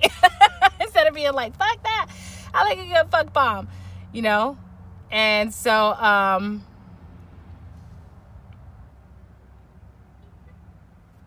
yeah, I'm just getting like you are thrown off your game right now. And I'm not judging you. This just feels like new, like waters, like it's new territory. I don't know why I wanted to, like, I feel like I want to go through the past for your pile. Like, I feel specifically I want to go through like the past energy, but let me just do it how I was doing it. Okay, so that was your past mental energy. Okay, your current mental energy, whew, it's a lot of, it's a lot of like, okay, so what I'm getting is that it's like your everything you thought you knew is like not what it seems. And your identity was so tethered to what you thought you knew. Right? So now there's like enlightenment, new perspective. You're in a new journey where you're seeing things differently. And now it's like, I'm just getting this like kind of defensive, like, and that's not defensive. It's not defensive. It's like, okay, how can I describe this? Oh my gosh. It's like trying not to say or do the wrong thing, because maybe, okay, so it's like there's this element of how you thought about things in the past. You're recognizing like how that was false. So now, like, what you say and do, it's like, okay, so if you were this is what I'm getting. If in the past you were a person that like you knew best and you didn't really give anybody credit for what they said or what they did or whatever, and you're realizing like, wow, that was really a shitty way to process. Like, I'm not giving anybody space to have any type of ideas. And then on top of that, I'm realizing that my ideas are not even right, or like, you know what I mean? It's very limiting. It's limiting me and the people around me. So in that realization, now you're like it's like you're the other extreme of that, where now it's like you're giving too much information, or you're too like, yes, that's great, that's like, it's almost like now, okay, I got it. Golly, I'm sorry, this is taking a long time, you guys. I'm trying to get the picture all the way together. So whereas before, like you were very clear about your beliefs, like what you thought, how you spoke, when to speak in whatever way you spoke. But you're realizing the limit of that, and maybe even the offense of that. And so now you are, I heard pacifying. It's like you're pacifying, where you normally, if someone said something and you didn't agree, you in the past you might have been like, no, that I disagree. However it came out, you would have clearly said that you disagree. Now you're like hesitant to disagree. Or if it's a conversation that you're not really sure where you stand, you're like, shut it down. Like you're ready to like, well, I just kind of like cut it off or change the subject or go somewhere. It's like you're not really sure whether you. It's like finding your. It's you. So in this past, there you established the way that you thought about things. Oh my God. This is really frustrating, because everything that I want to say to describe what I'm seeing, I'm like being stopped. And I don't know if that was your energy in the past, where you just like constantly would like shut people down, or if that's how you feel now that people are doing to you, or maybe you're doing that to yourself, it is frustrating though. Like, it is frustrating. Anything that I get an image, or I get a download, or I hear something from spirit, and then it's so much. It's a lot that comes in. I'm not saying like it's too much. I'm just saying like it comes in, and then to be able to articulate it is like, I see it all at once, and then to be able to describe everything, like what I'm feeling, what I want to say, how I think about the situation, all of that. It's like, how do I navigate? Like, do I start with the feeling, or do I, you know what I'm saying? And I'm trying to articulate it in a way that's like sensitive and compassionate and understanding, but also clear and direct, and without sacrificing myself. And anytime I try to say something, spirit's like stopping me. And I don't know if I feel like that's what you are feeling or what you're experiencing. And there's this element of like, well, what the, okay, see, like even just now, they started to stop me. There's this element of like frustration. Well, it's like, well, what can I say? Well, what can I, like, how, you know what I mean? Like, what can I say? What is the right thing to think? I don't even know if that's explaining it properly, because at this point I'm getting so frustrated that I almost want to say to spirit, like, fuck what you're saying, because how can I even, if everything that's coming out of my mouth, you're stopping me, how can I even have an opinion? And maybe that's how you're feeling, but it's like legit irritation at this point. Yeah, this give too much. It's like you're giving too much of yourself to pacify another, whatever that other is. I don't know. It's like this other thing, or you might have a Queen of Swords and like a cutthroat. Oh my God, I almost said a cutthroat bitch. So fuck it, I said it. You might have like a really cutthroat bitch type person around you that like is ready to cut you down at any moment or something. Like there's that type of energy. And bitch doesn't have to be female. Like it just, you know, it's like that type of energy that's like constantly like, that you feel like, well, fuck, then I can't even, why am I here? I can't even have a conversation. Like anything that I try to say, it's like I have to sacrifice myself. I'm giving so much of myself for what? For you. And for what reason? You know what I'm saying? It's like, that's your mental energy, where it's like, I think that maybe you're recognizing that.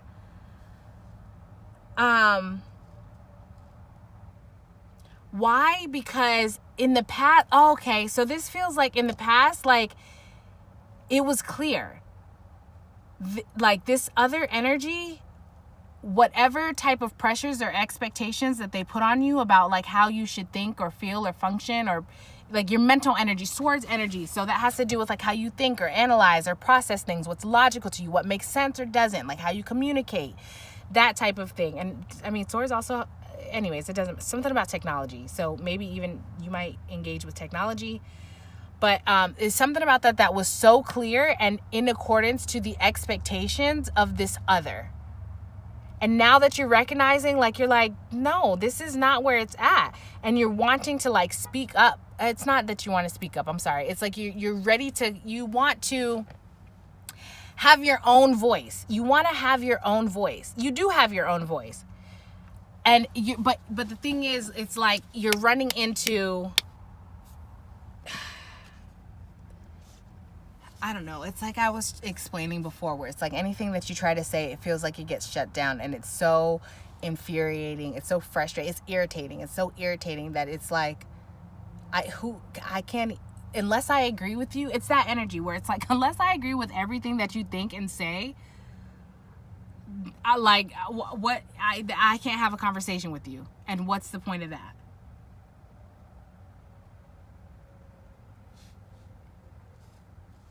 You know, like, does that make sense, pile 2? Can you, if you're comfortable, can you let me know? Does that resonate? Can you let me know in the comments? Is that how you're feeling? I'm just really getting that that's like how you're feeling. That's where your mental, well, yeah, duh, Leah, because this is your current mental energy. So let me know if that made sense. Please, I'd appreciate it. Okay, gosh, but that was really, I feel you, pile. Like, if that's what you're dealing with, pile 2, that's irritating. I feel that oof. Okay. So, no wonder why. Okay. Anyways, your emotional, engagement. So in the past,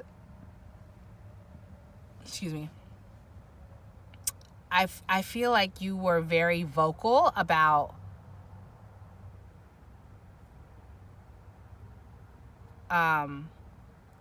like what you've been through, like how what you've been through like made you hard. I'm just getting this, like, I'm almost getting that was like used as a justification for you. You are coming, you're in your past, you were coming across like a little bit emotional, not a little bit, like emotionally reactive, a lot of like fiery energy. And it's like you're using what you've been through, your experience, as a justificate, like to justify that, to justify this emotional reaction. And like, take that how that applies, but I'm getting like what you've been through was both like the sad stuff that people shouldn't experience, and also like not that wasn't difficult, because there's an element, but also like the difficult, like the hard stuff, the scary, like violent, like that type of stuff. I heard, so okay, that might include, all right, I'm stopping myself because I think I made the point, and Spirit's like, let's move on. So that's your past emotional, how you were engaging with your emotions.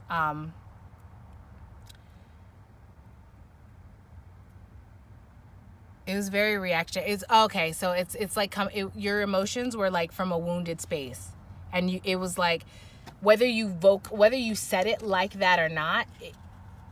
It was like somehow that came up. It was known, where it's like the justification for, like, let's say somebody said something that triggered you, right? And then you responded in a way like your hands are flailing, you're like, your voice, you're yelling, you're da da da, whatever. Maybe you like flip over a table or whatever. You get really like fiery, passionate. And then like the situation, calms down a little bit, or maybe it doesn't, I don't know. But then you come back and you're like, that's my trigger, da da da da da. And like that's how you were interacting, engaging with your emotions. Like, no accountability of self. It was emotional projection. Like, that's my trigger, so you should be the one that's responsible for my emotions by not saying or doing this thing, instead of being accountable for your emotions by saying, like, I'm aware that this is an easy trigger, and so when this happens, I can't expect that everybody's gonna know that this is my trigger, so I have to know myself well enough to say, this is making me a little uncomfortable, or whatever the situation is, I need to remove myself so that I don't get to this reactionary point. That's in the past. Like, that's how you were reacting. Sorry, that's your past emotional engagement. Now, for your current energy, how you are engaging with your emotions currently.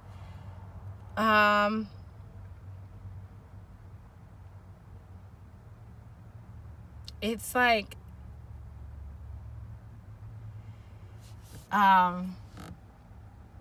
I think that you think that you are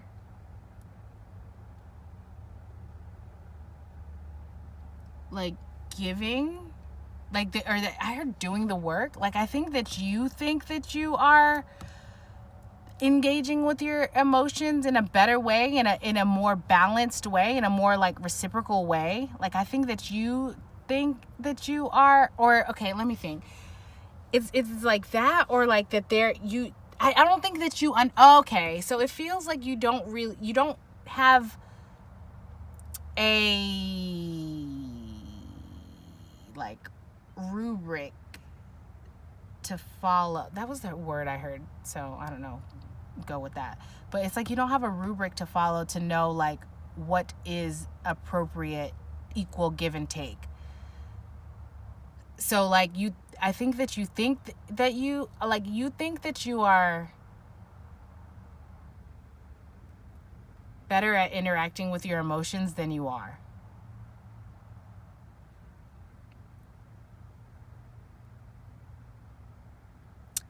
I think that the people around you are like, they are you. So it's the law of attraction. I mean, it's our vibrational frequency. Whatever our vibrational frequency is, that's what we're rippling out. And so that's what's going to return to us. So if you were in this energy, no matter how it expressed itself, if this was your vibrational frequency, those are the people that you're going to be around.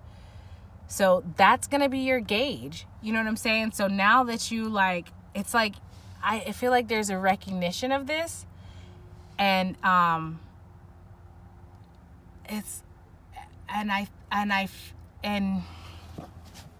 there's a recognition of it, and a change.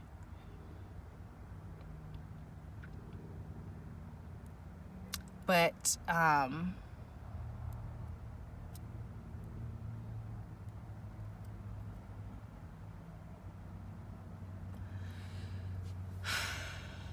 I just want to be so frank and direct with you, but there's something I just don't feel like I can. Like I want to just like I want to say it like it is. But there's just this element of like that I'm feeling like that just won't, I don't know, that wouldn't be beneficial for you.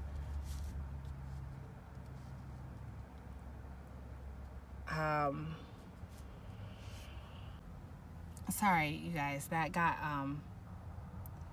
interrupted, which is actually fine, because I'm going to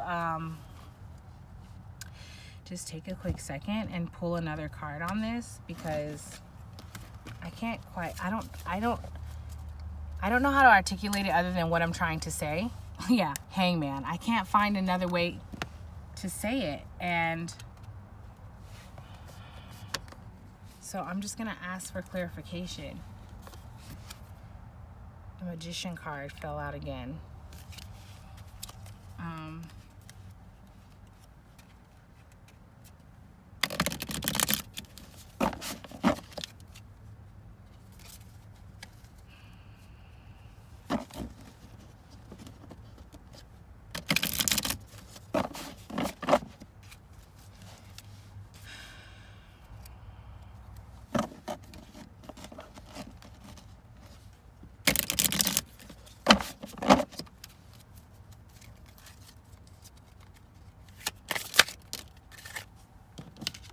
You guys, this is so exhausting, and it feels almost defeating, and I'm wondering if that's how you feel right now, if that's your energy, where it's like, it's almost this energy of like, God, how much more can I give, or like, what more can I do, what more can I, like, this is just, it's a lot. It feels like giving to the wrong thing.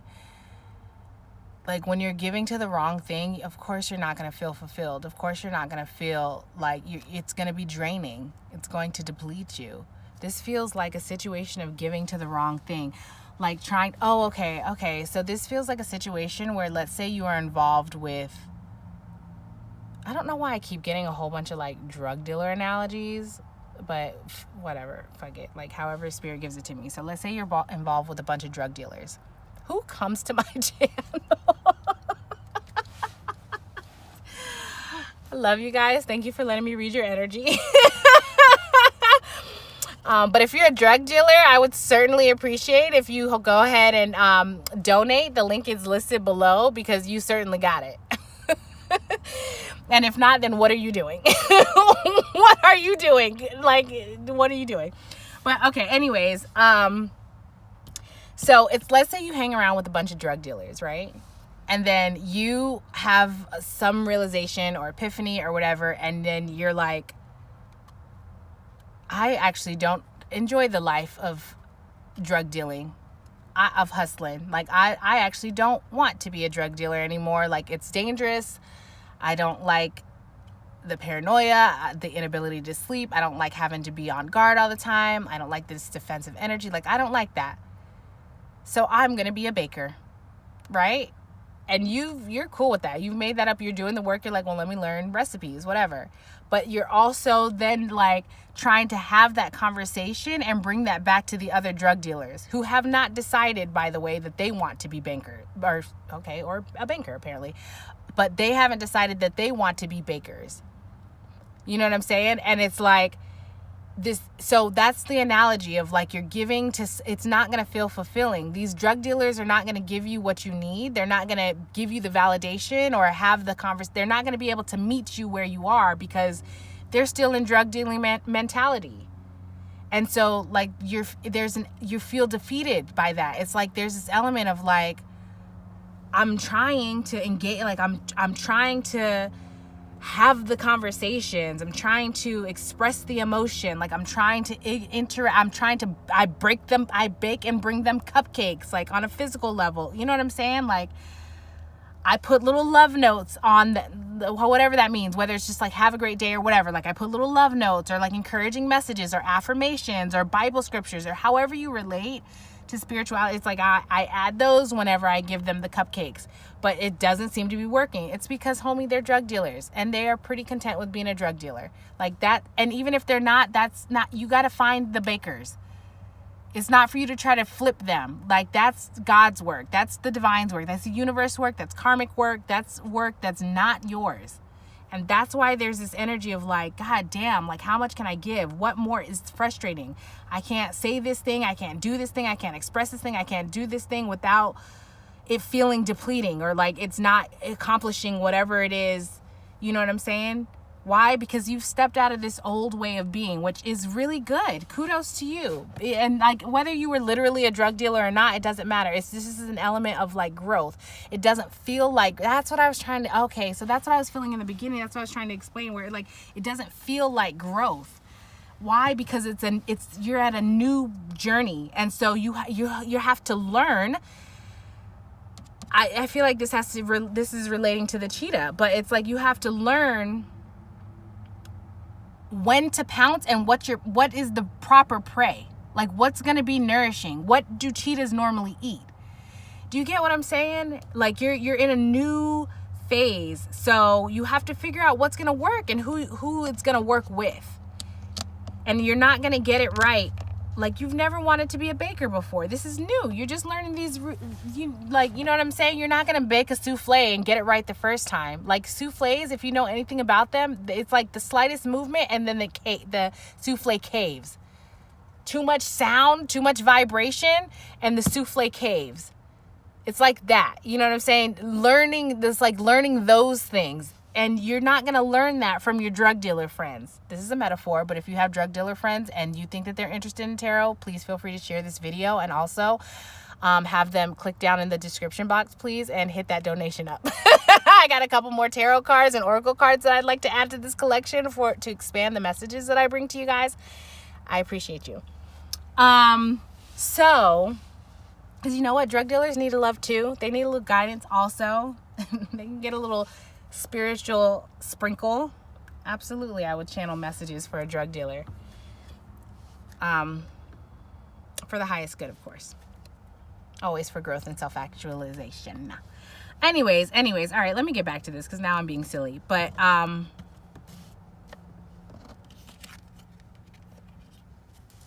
being silly, but I'm also being serious. If you're a drug dealer,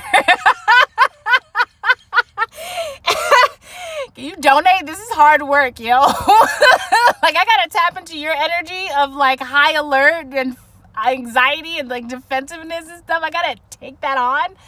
Woo! Goodness grief. All right. So, yes. What was I? Oh yeah. Okay. So this emotional, your current. I feel like that honestly, what I just explained pretty much summed up the whole of what you have going on here, because like to even jump over here to the physical engagement. Well, let me go back here. So before, like you have the Page of Swords.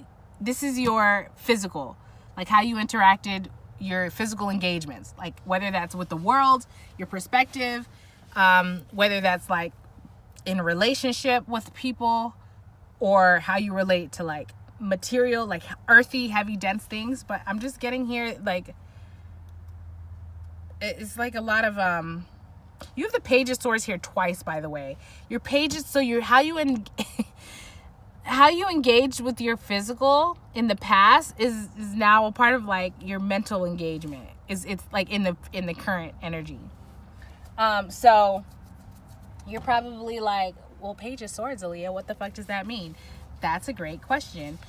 Page of Swords is like, hold on a second, actually.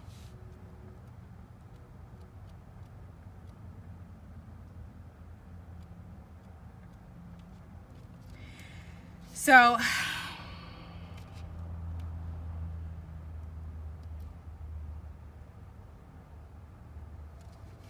oh, okay. So the Page of Swords is like, honestly, I'm gonna be honest with you. I'm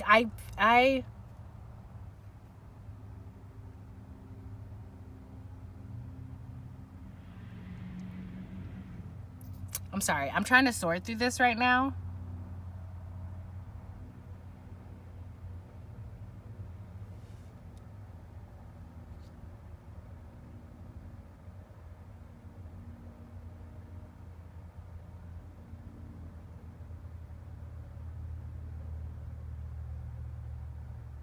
I'm sorry, you guys. Just a moment, please.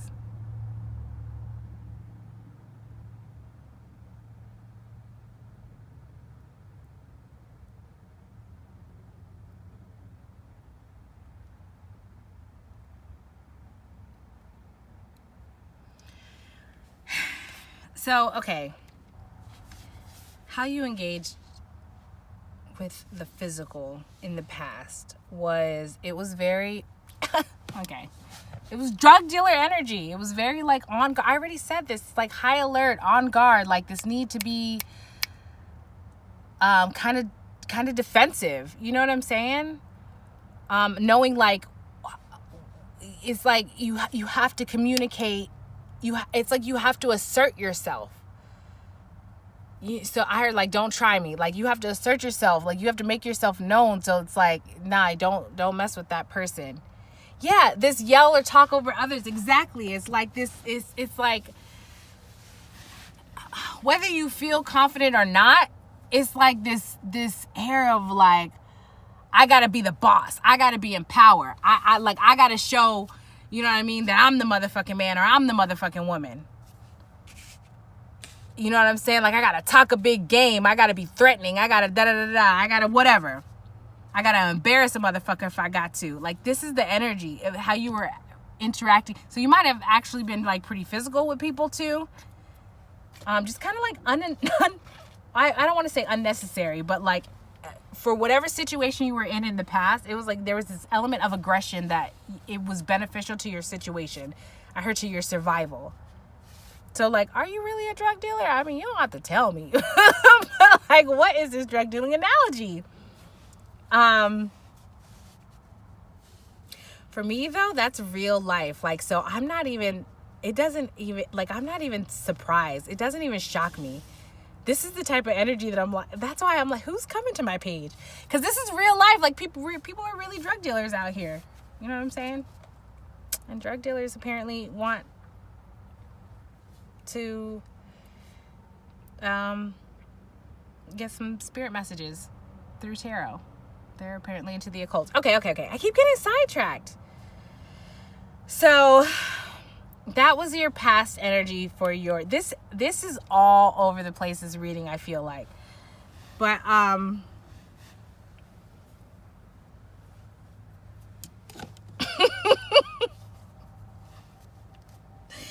right, your physical engagement now, currently.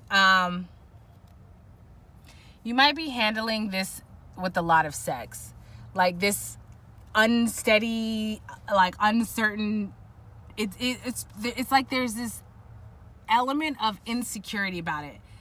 And that's, I mean, you may or may not be insecure, I don't know, but it's like this, you know, anytime you start a new endeavor, you're not going to go in, even if you do go in there with confidence, you know, shortly after, it's almost inevitable, people are like, you're going to be humbled because it's a new endeavor. We're not just born knowing how to do everything exactly perfect like the first time we try it. So when you're on a new endeavor, of course, it's back to that souffle analogy again. That's the vision that I'm getting, is like that souffle caving in. You're not going to know how to make a souffle perfectly right the first time you try a souffle if you've never known anything about a souffle. So of course there's going to be this element, like you might have been the big man in the streets, but when it comes to the kitchen, humble yourself, homie. It's like that. And so there's an element of like insecurity, and I think that throws you off because you're so used to being the man or the woman. and it's like your way of reassuring yourself, engaging is like through like passionate endeavors. But you might like really just kind of be like promiscuous. You might be a man. I just, or maybe even if you're a woman, like you might be attracted to the female sex, sexual organs, to the kitty. That's what I heard.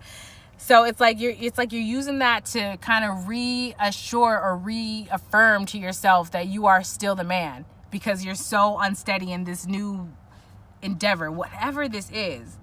And I'm really curious, did you decide to become a baker?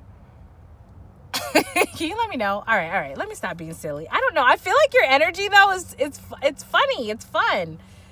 I was just thinking to myself, like, I would be your friend. And then I started thinking like, I don't know. It doesn't matter. I'm getting sidetracked, you guys. I'm so sorry. You're probably like, Aaliyah, Jesus Christ, is so long and you're not even getting to the point. You're right. So let's move on to spirit. How you engage with spirit in the past. I'm just getting the sense that, like, when I got this, I was getting the sense that, like, you might have been the person that would, like, show up to church to say that you showed up to church and to give your tithe. You know, you might tithe to say that you've tithed, and it's like, I've checked these boxes off, so I'm spiritual. But as far as like your actual, how you were really like there was no true engagement. It was kind of just like, I'm going to do this thing, I'm going to give that there because this is what I'm going to volunteer here or donate this money there because this is what a spiritual person does. It's like that. You know what I'm saying? Like it's like you have tolerant. I don't know if you can see that. And the Ace of Pentacles. Like, I'm just really getting that, like, your idea of spirituality is like, you might be a person, of course you are. If you're a drug dealer, or if you were a drug dealer, you may have been well off. You may be like well off. So your way of like being spiritual is like, if somebody like comes to you and asks you for some sort of monetary something, you have it and you're like, here you go. And to you, you're like, I'm contributing, I'm giving back. That's your spiritual element. But there's no investment in there truly, like where it's like, okay, you want this money for this thing? Like, well, tell me about, you know what I'm saying? Or maybe, do you get what I'm saying? I mean, like, maybe you did have that conversation. Maybe you have. I'm not trying to be dismissive of you in that way. Like, maybe you have. But what I'm saying is it was more for like the show of it, or the fact that you had it, that you could do it. It wasn't like, if it wasn't monetarily related, like, would you give to it? Do you know what I mean? If it had to do with you donating your time, would you do that? If it had to do with you, I don't know, if it was outside of your like monetary, would you engage? Are you really engaged, or is it just for show? Like, that was your past energy. Your current energy with how you engage with spirituality, I'm feeling like you had a tower moment, and I think you realized that you were like I heard faking spirituality. And so now you're in, I mean, I'll just get into it, but it just feels, for me, my energy, it's like, I don't even want to get into that, because it feels like you are having a coming to self moment where you have to really recognize like how you have been interacting in the world, in your mental energy, in your mental body, in your emotional body, in your physical body, in your spiritual body. Like, what have you really been doing? And this all comes from like this deciding like you want to be a baker because you've changed up, and that's not a bad thing, or it is what it is. You've changed what you wanted, and that's all good. And so, but now, because you've changed what you wanted, the people that were around you in the past, they were reflecting what you wanted to see, or what, you know, because that was your current energy. That's where you were. And so it was okay to handle that because you were in that energy. You were seeing what you wanted, who you were. You were seeing yourself as the man. That was the energy. That was the people that you were around. Now that you've changed and you decided that you want to be a baker, these people aren't going to reflect to you that you're the man, quote unquote, anymore, because, or it's not going to, so you know what I'm saying? Because you want to be a baker. They can't, what would they know about you being the man or a woman as a baker? They're drug dealers. And I'm not talking down on them. It's just like, I'm not going to go to a veterinarian and ask them how to pedicure my toes. You know what I'm saying? It's like being realistic. So because of that, now what you see, everything is a reflection of self. You know what I'm saying? And so that's like a whole nother level, but that's what I'm feeling about your current energy. And it's like frustrating. It's frustrating for you because it's like it doesn't make sense. It's confusing. There's a lot that's going on. It's like, okay, you have the Knight of Cups in reverse, the Four of Pentacles in reverse, which is like my card of instability. You have the Seven of Cups in reverse, which is like too many. It's like analysis paralysis, like too many options, and all of that. The Knight of Cups, which is like your offer of love, your romance. So it feels like every area of your life you have in reverse, and that shit's causing mental anxiety, and you're pissed because you're like, I'm going after what the fuck I love. Why is everything flipped upside down? Like I'm doing what I feel called. I was told that if I follow this spiritual journey, it would be peaches and cream. Like, I think you really are a person that like, okay, it doesn't matter. You know what I'm saying? And then you're like, but it's not rainbows and butterflies. In fact, this shit doesn't feel good at the fuck all. Like I don't feel like I'm on stable ground. Like I don't feel like I'm connecting with people like in a passionate, romantic kind of way. Like I don't feel the love. I don't feel like these choices are clear. I don't know what fucking direction I'm going into. Like, what the fuck is this shit? Like, I thought this was supposed to be pretty. And it's like, oh, homie, it's not. But you're in it, and that's great because that's like, this is my personal, okay, I'm not gonna project. But it's like, it's not. You're recognizing that. So that's the space that you're in. And whatever I was about to articulate to you, I don't want to, because you'll come to that on your own. Right now you're like in the thick of it, and you're not going to be able to recognize this as like the good stuff, but you're in the good stuff. It won't feel like that until after, or until you start to come out, or you start to see things coming together, that you'll realize like, okay, this is, if you're a baker, right? It's like, oh, I see. I thought that if I was going to be on this spiritual journey, I was going to have the cake and it was going to be given to me. Like it's like, okay, I chose a spiritual journey, here's your cake. But it's like, no, what actually I'm getting is like the flour and the sugar and the egg and the butter and like mixing it all up. And like, you're in that, like you thought you were going to be the cake, but it's like, first you have to go through, if you were the cake, you are at the part where you're mixing the eggs and like you're that. So you're getting like the eggs, you're getting whisked and beat and whatever, so that you can be the right consistency, and then you have to go into the oven and bake, and like you're going through that phase. But when you get to the point of being the cake, the man, the woman, the whatever, the baker, when you get to the point of being the cake, then you'll understand like, I obviously could not be the cake without cracking the egg and adding the melted butter and whisking that, you know what I'm saying? You're being whisked and beaten. Maybe it might feel like that, like you're getting beat up, which is totally relatable. Okay, so let me go ahead and the cheetah card. This is the overall like energy of what you are meant to embrace and integrate within yourself to keep you moving forward. And let me just go ahead and read it.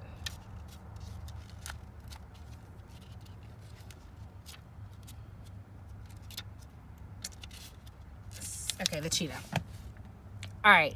Solar force, action, achievement, masculine energy. I was trying to be like inclusive, but I was definitely getting masculine energy.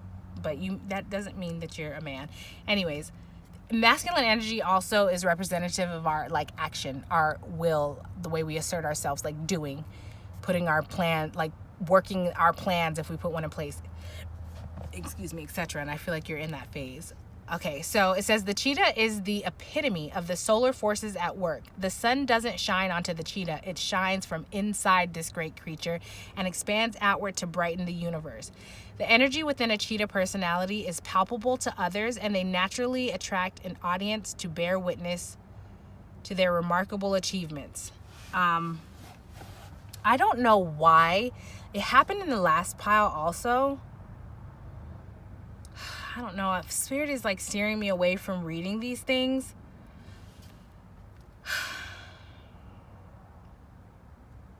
And I don't know why.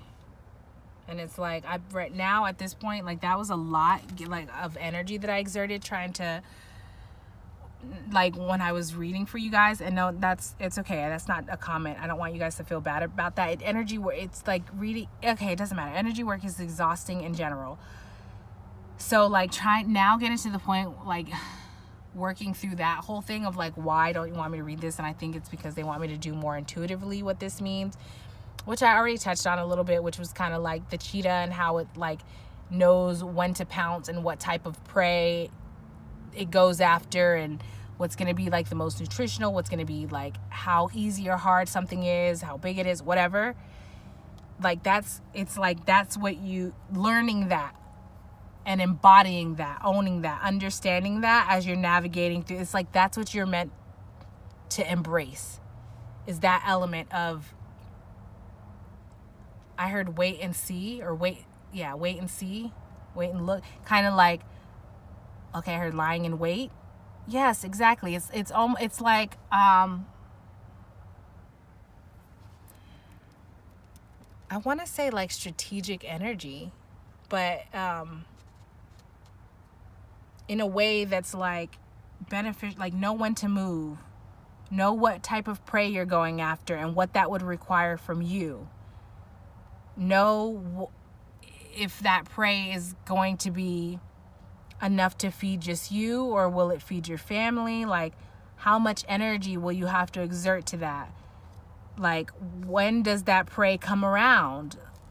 You know what I'm saying? And this isn't how, I mean, we're talking about a cheetah here. This doesn't have to be in the way that you would have navigated that in the past. Not like sneaky or like malicious or like I gotta be the motherfucking man. Not threatening, aggressive, not like that. Just smart, strategic. Like it's a natural part of existence for the cheetah to hunt its prey. It's inevitable. It has to happen, and no one's looking at the cheetah saying like, oh my god, it hunted that antelope. I don't know if cheetahs eat antelopes, but do you know what I'm saying? It's just accepted that like that's a natural part of existence, of evolution in the animal kingdom.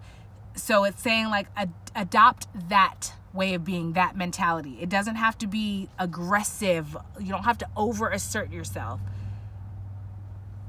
You know what I'm saying? So I hope that made sense. That was, I know I got a little distracted. I like your energy pile too. And I hope that you got that message. I know you might have to run that back and get it again, because I know I was kind of all over the place. So I apologize. But I do want to thank you so much for your patience for that. And if you did like this, please like the video, comment below, subscribe to the channel, hit that donation link in the link box below. If you think somebody else, one of your drug dealer friends, haha, would like this video, please feel free to share it with them as well. If you are returning from a previous video, I want to say thank you so much for coming back. And if this is your first time, I certainly hope to see you in a future video. Thank you, Pile 2. Bye.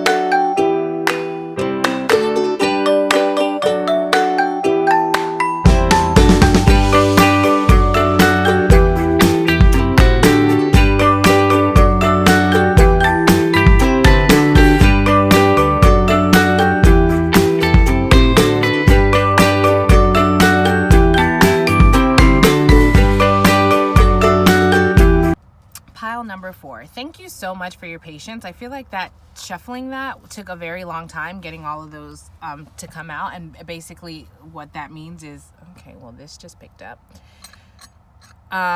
Basically what that means is your energy, like, it's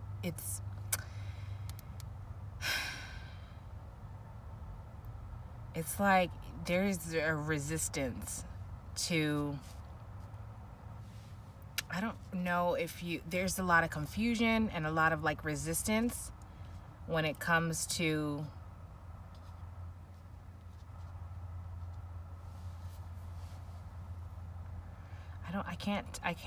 I can't quite tell if this is like excuse me, you're super protected or super protective, like defensive. So when I was tapping it, when I was shuffling, and I was the energy that I was getting was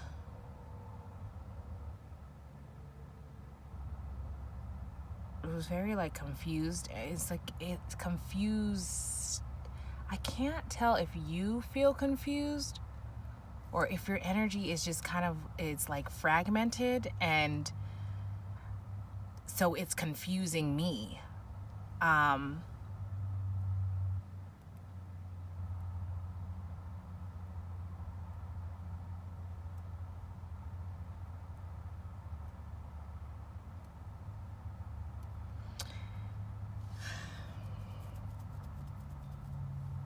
I was totally getting the feeling though of being like ungrounded.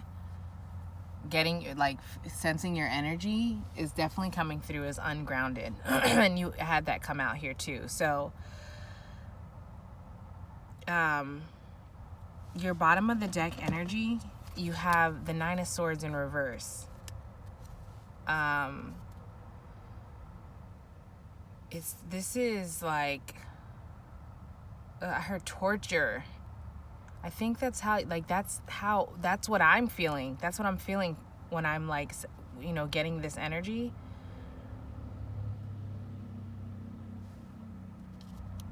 I know that I'm speaking very slowly, but I want to be, I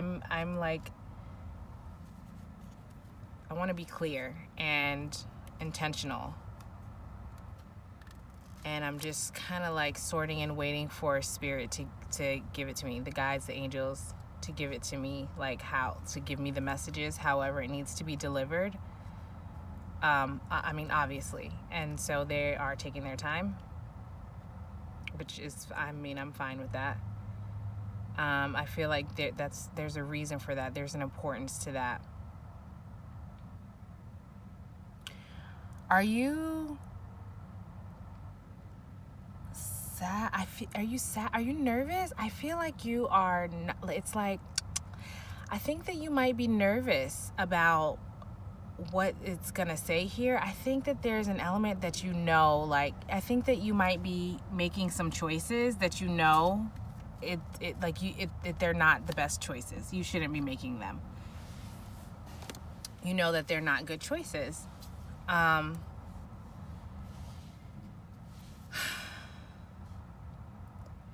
It's like, that's what okay, so what I was trying to explain was like, it's like you don't want me to read for you. I was hesitant to say that because I respect people's boundaries, even on an energetic field. So that's why, I don't go in asking like, well, let me tap into this specific energy or whatever it is. I just ask spirit, or spirit comes to me and they tell me, they direct me, and I'm like, okay. And we have the conversation, which is a side note, about the process that it doesn't matter. Like, that's a side note. But my point is I'm a tarot reader, and I have intentions of reading tarot and communicating with spirit receiving the information, the messages, the visions from spirit, from the guides, the angels, so that I can be a channel and communicate that to you so that you can hear the message that you need to hear for your highest growth, your highest good, with no intentions of harm. Always. That's always my process. That's always my intention. That's always the work. So I'm not, unless it's like super abrasive to my energy, or it's a malicious energy, which Spirit does a really good job of like shutting that down anyway. I'm just like, okay, move me where you move me. And I appreciate that, because that is also like, it's helping me to grow in my own spiritual gifts, in my own self-awareness, in my own way of interacting, my own level of knowing myself, right? So I'm explaining all that to say, there are some readers that will, and this is just an observation, but there are some readers who, I want to say like they have no boundaries, and like maybe even no respect for energetic boundaries. And it can come across very gossipy. And I'm not into that. It can come across very like, well, what's this person doing? And let's judge them. And what's their karma? And what's the gossip? And I'm personally not a fan of that. I mean, if you are, how the hell did you get to my channel? I'm not judging. Maybe you needed to shift. And I welcome you, because what I'm trying to say is that you're not going to find that here. The reason I feel the need to explain that is because when Spirit is giving me this energy, what they're showing me is that it's like you're hesitant to be here. Maybe you're like an undercover tarot watcher. You know what I mean? It's like you secretly watch tarot, but you don't want people to know. Or maybe I'm also getting the energy that it's like, I think that you don't really, it's like you are operating in a way that you know you need to make changes, but you're not making them for whatever reason. And it's like you know that, and you don't want to be found out. You know, and like, so take that how that applies, but that could mean that like you're not making those changes because you don't know how. It could mean that you're not making those changes because it's just it's like overload. You have too much going on. You're too overwhelmed. It could be that you're not making those changes because you just don't want to. Like, it's just, you know, so wherever you fall, that's not my work. You know what I'm saying? That's the work of the divine, of the universe. I'm simply here to communicate messages that you may be missing because you're so consumed by this. And by this, I mean this sense of like not wanting to be found out, or this sense of overwhelm, or this sense of not wanting to make the change. You know what I'm saying? That like Spirit is trying to communicate to you directly through signs, through your intuition, through other people, through your triggers, in various ways. And it's like you're not getting it. And so now I'm communicating this message. But I want you to know that I respect that it may feel a little bit uncomfortable for you. Like, I feel this like feeling of nervousness coming from you. Like, what is she going to say about me? You know, and I'm going to handle that with care. I'm not a reader that's here to judge people. Like, what I'm trying to say is like, when I'm channeling and I'm doing these messages, it's Spirit. It's not me. And I have been asked on several occasions to specifically, I've been asked to like remove my own self from my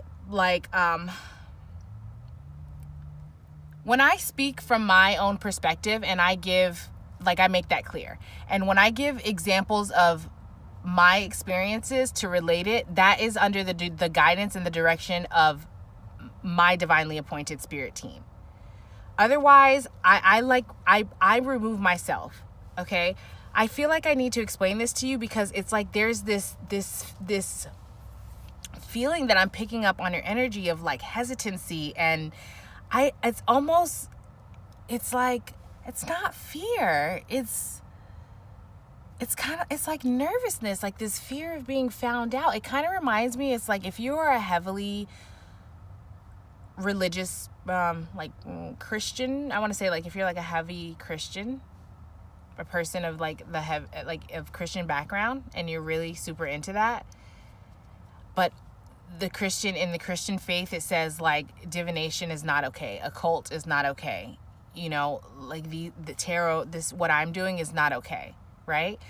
There's like, if you're that person, but you're here watching this video, that it's like this nervousness, like I'm not supposed to be doing this, like, oh my gosh, like what if somebody finds out that I'm watching this, or what's going to be the consequence? But it's also like it's real. It's oh my gosh, okay, this seems like I was going to say conflict of self, and maybe it's like it's like an identity crisis is what I heard, where it's like you were taught to believe this one thing about yourself, but you're discovering another thing about yourself, and the two are conflicting, they're competing, and you're not so steady or sure about this new part of yourself that you're discovering. And it's like, it's great, it feels good, it's enlightening. Like, come into these channels, it's like, for me specifically, like coming to a tarot reading, my channel specifically, the intention is to help you to grow. So the way that I'm explaining this to you, like the way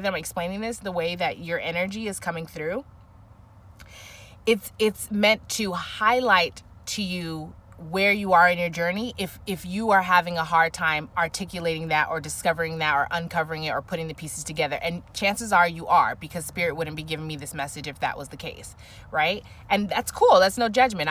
We all go through that.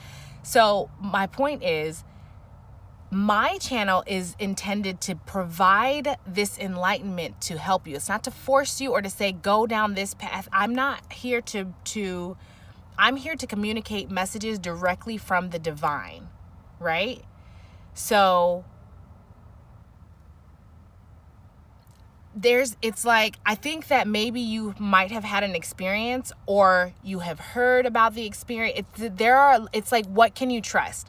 Because coming from this Christian faith, you were told that none of this should be trusted. But then you come to channels like mine, where it's like, man, that really makes sense, and I can see myself in this light, and this is helping me to grow, and this is beneficial, right? But then you also come across other tarot readers who might be a little more gossipy, and they're like, oh my gosh, like you're this, and it's very judgmental, and like so that can be confusing too, because you're like, well, this doesn't feel, I heard holy, and now I'm hearing the Sam Smith Unholy song, da da da da da da da da da da da da, doing something unholy, like that's what you feel this is.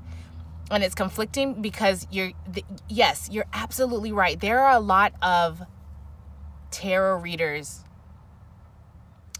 there are a lot of channelers, there are a lot of people who have psychic gifts. How they choose to interact with that is the same as anybody that doesn't have a psychic gift.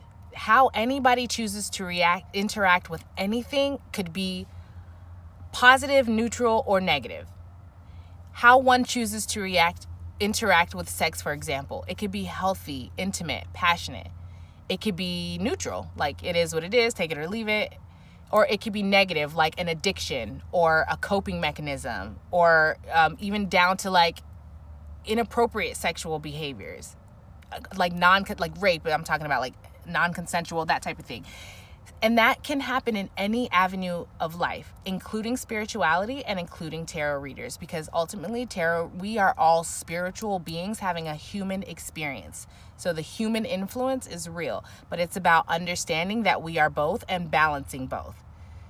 Like, I'm looking at the Temperance card, and that's exactly what the energy of this card is it's alchemy. It's being able to balance the duality, both things that seemingly don't fit together, to create do you know what alchemy is? It's like taking two separate materials or components, and balancing out and mixing it just right, in the right environment, in the right temperatures, the right proportions, whatever, to create a thing, and being balanced in that and steady. Like, that's what the Temperance is, and that's what that's the message. And I think that's why your energy is it's kind of like really guarded, because I feel like there's a level of uncertainty and confusion. And I think the confusion is coming because there may be a little bit of maybe you haven't quite built up the discernment of what type of like spiritual engagements you want to like participate in. It's not even about participating. It's like, so what I'm trying to explain is like, okay, so going back to that example of you built up your identity, let's say in this Christian faith, and that doesn't, you don't have to be Christian. This is just the example that's coming to me. Let's say you built up your identity in this Christian faith, right? That's who you were. Now you're discovering like there are other options. And so in that discovery, it's like, cool. But building up discernment to know like, if you take an interest now into like divination, knowing like researching it, learning it for yourself, like not just having other people tell you, you know what I'm saying? Like building up discernment, what feels right in your energy. Your soul will lead you. Your energy, your spirit guide, tapping into your own intuition would lead you. It will lead you away from or to what is best for your growth. And sometimes you will have to encounter other tarot readers that are judgmental. So you know in your energy what feels wrong. So when you come across another reader, you can know in your energy, like, that's a no for me. You know what I'm saying? I don't really go to very many like tarot readers. I have very few that I trust because, I mean, that's just the spiritual world right now.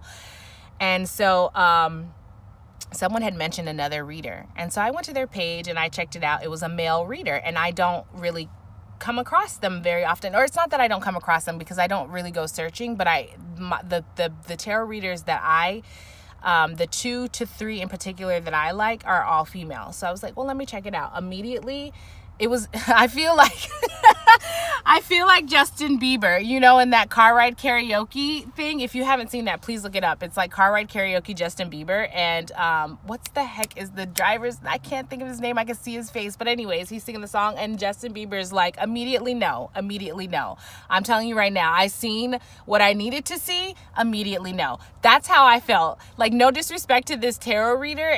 I mean, take it however, but like their style of reading, that was an immediate no for me because it was a little bit judgmental, and it's like, it didn't really, to me, it didn't feel like it was serving a higher purpose. It just felt like very catty and claw-like, and like that felt like it was coming from a place of insecurity. And when people move from a place of insecurity, it's just reactionary. Now everybody's triggering everybody's insecurity, and it's like we're not paying attention to the mirror or the reflection. I know that that's like a side note there of my own, but see, that's okay. That's an example though of like how spirit works through me. Like, spirit tells me when to use. I cannot tell you the last time I went like looking for a new or even interest show. Like anytime, I don't know. Anytime someone sends me like a new tarot reader, I'm hesitant I'm just like, I'm not interested. First of all, I don't want to like flood my own energy with all of that. I know enough to know like, I have my own connection to my intuition. And when I'm struggling to like really connect or get the message there, I have a couple trusted that I go to, and that's that. So I don't even like really have any interest of taking on any new tarot readers. So the fact that happened like literally just like 2 days ago, I don't know. It's divine because it's been like forever since I've taken on a new tarot reader. But anyway, so that's your energy. And okay, that's the base of the message, which explains this 9 of Swords in reverse, that energy that I was picking up on. So let's go ahead and take a look to see what is going on here. All right. Getting right into it here, you have for your past, so this is your past energy, and then this is your current energy, and then each of these columns, like this is your mental engagement, your emotional engagement, your physical engagement, and your spiritual engagement. So we'll do past and then current, past and current, past and current for each thing. So for your past energy, your past energy for your mental engagement, you have the 6 of Pentacles in reverse and power hungry.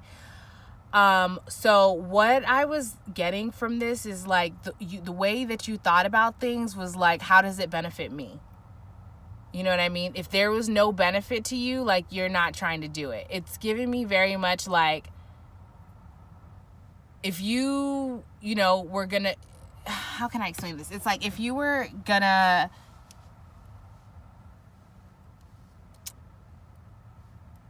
if you,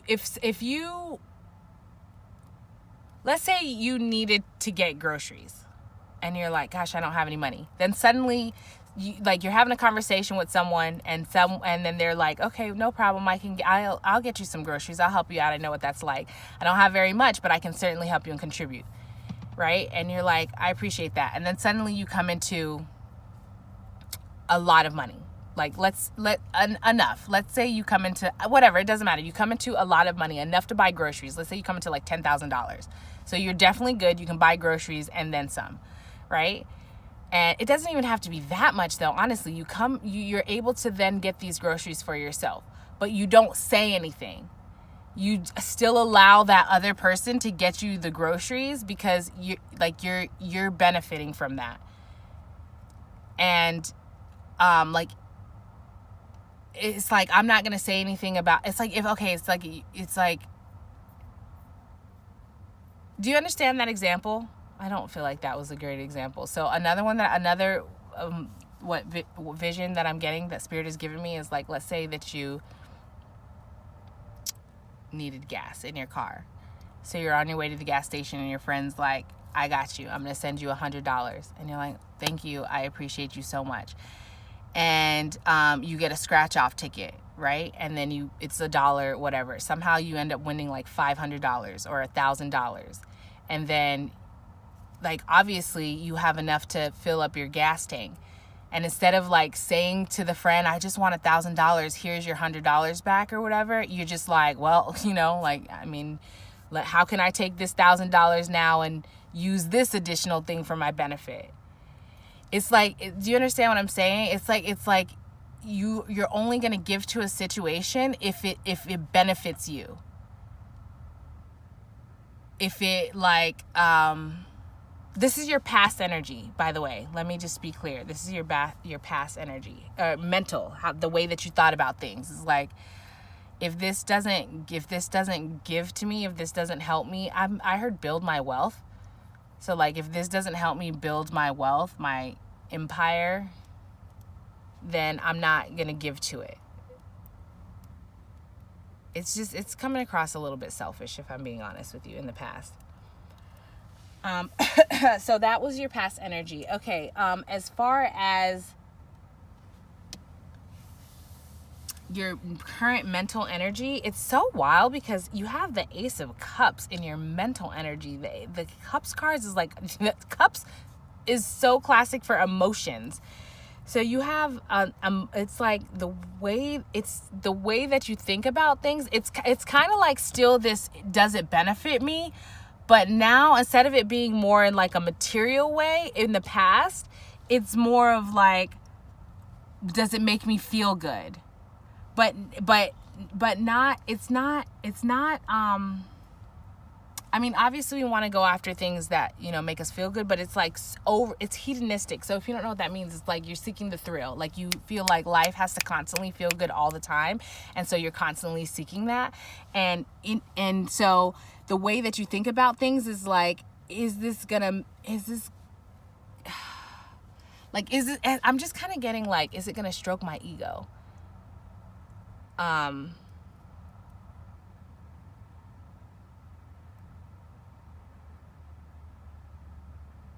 Yeah, it's kind of giving me insecure vibes. Like, if I get this thing, can I like, it's like, can I brag about it? Like,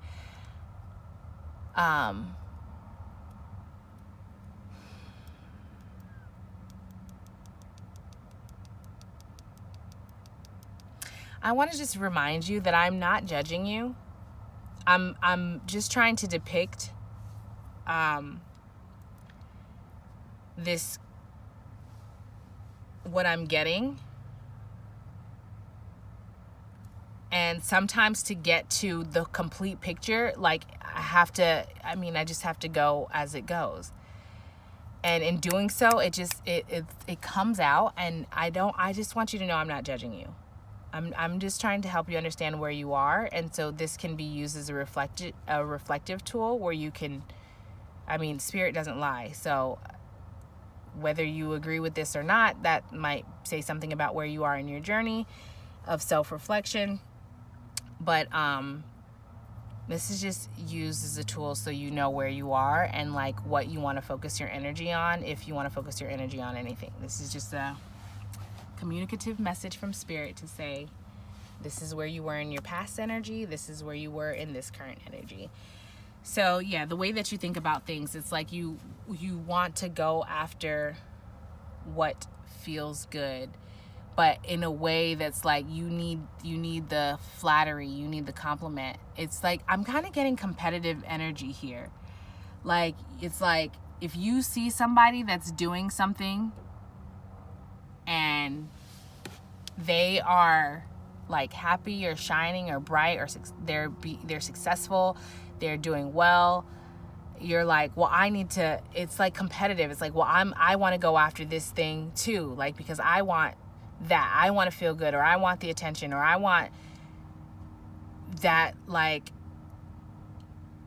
okay, so this is how I'm getting it. If you see somebody that has something or is doing something and you feel a sense of jealousy towards that because you are projecting your own jealousy, you know, let's call it what it is, and you assume that everybody else is jealous of this other person or this other thing, now you want to start going after whatever because you want people to be jealous of you. Like you want to feel good. You want to kind of brag and say like, yes, I'm doing this thing, and you want the compliments of, oh, you look good, you look happy, you're doing great, da da da da, because this is coming from a place of insecurity. And I just want to say like that insecurity is super common. And as I was explaining, if you've built up your identity in a certain light, in a certain way, in a certain avenue, a certain depiction, and now you're realizing that that is not a good fit for you, trying to find out what your true identity is, it's going to create some insecurity as you're, you know what I'm saying? You're coming out of like knowing who you are for certain into not knowing who you are. And that's kind of like the energy. But instead of you, what I'm getting is like, instead of you going internal to figure out who you are, like you're going everywhere else. So that might be an example of like going to other tarot readers or seeing what other people are doing and then trying to go after that, or go like following, not necessarily going after exactly what they're doing, but it's like, oh, I see someone is doing this new creative thing, I'm going to do this new creative thing. Or I see someone has started a business, I'm going to start this business. I see someone has started a family, I want to start a family. It's like that. Like you see that somebody else has done something that's their happiness, and instead of you figuring out what your happiness is and going after that, it's like there's this jealousy element where you're like, well, I see that they're happy and I want that, so I'm going to go after that. And I want it to be better than what that other person has. Like I want to feel good.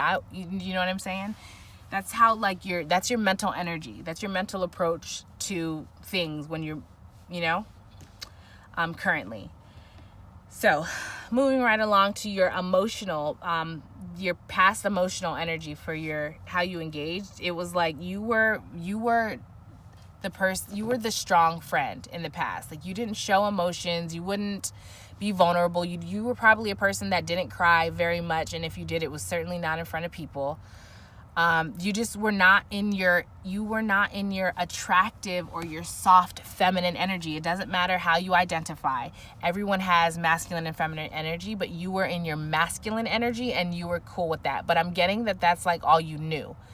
It is this like, be strong, be hard, be tough, don't show emotions, like don't be weak, like that kind of energy. Don't let people take advantage of you. Like to you in the past, how you were relating like this softness, this femininity, this vulnerability, this intimacy was like weakness. If I show that, then someone's going to take advantage of me. So I'm going to be in my masculine energy, my protective energy, overly in your masculine energy, because where you are weak, quote unquote, in your feminine energy, you have to make up for that in your masculine energy. Anybody, that's typically how it happens. So you have to overcompensate in your masculine energy for what you cannot what you lack in your feminine energy, and you were cool with that. Like, that was, I'm just getting that was like all you knew, and so, you know, it's like, it is what it is. I'm also kind of getting like a cockiness about it. Like, it's like, I mean, so I'm just getting like an air of cockiness about that. In the past, this is your past energy, like how you related to the emotions was just like, it's like I'm not.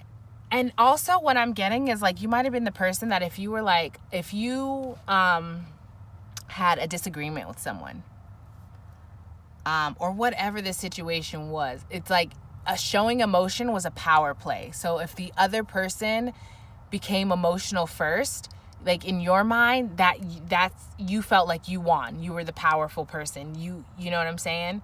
Because you were not the weaker one.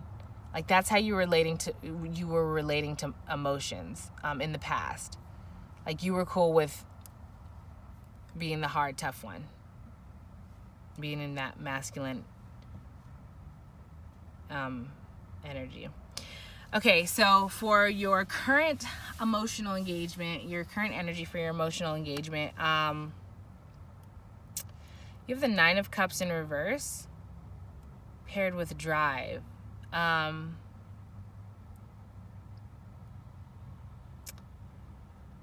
It's like, it's very I was gonna say self-focused, but Spirit said selfish. I heard I heard I want what I want.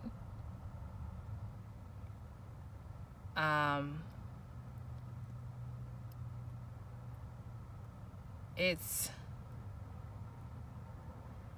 just, it's like it's like you don't care. It's like I'm hearing I don't care. And so that's your energy. Like, it's like you don't care. You don't care. What I'm getting though is that you don't care to like change this, to try to tap further into your emotions. You don't care to. I'm just getting, it's like that makes you really uncomfortable. Like, you don't want to. You're like, whatever. I just want to be happy and do me. And there's just no regard for how I heard emotional tyrant. It's like, however you feel in the moment is in your mind, like, that's all that matters. Whether you are conscious of that or not. Your emotions take priority. So if you're angry, nobody else around you better be happy. If you're irritated, nobody else around you better be jolly. If you're sad, like, nobody else around you better reflect any emotion that do you know what I'm saying? It's like your emotion is if you're happy, then you don't want to hear anybody else that's complaining or whatever around you. It's like, whatever your emotion is, you feel like that should be that like, that's it. You don't care about anybody else's emotions or what they're feeling. And if it's like, and if you do present that you care, it's fake. You don't really care. This is kind of giving me like seriously narcissistic vibes. And I have a lot of experience with narcissists. I've done intense research. I am no expert though, let me be clear. I'm no professional. I'm not qualified. I cannot diagnose anyone. I can, however, absolutely recognize a narcissistic energy.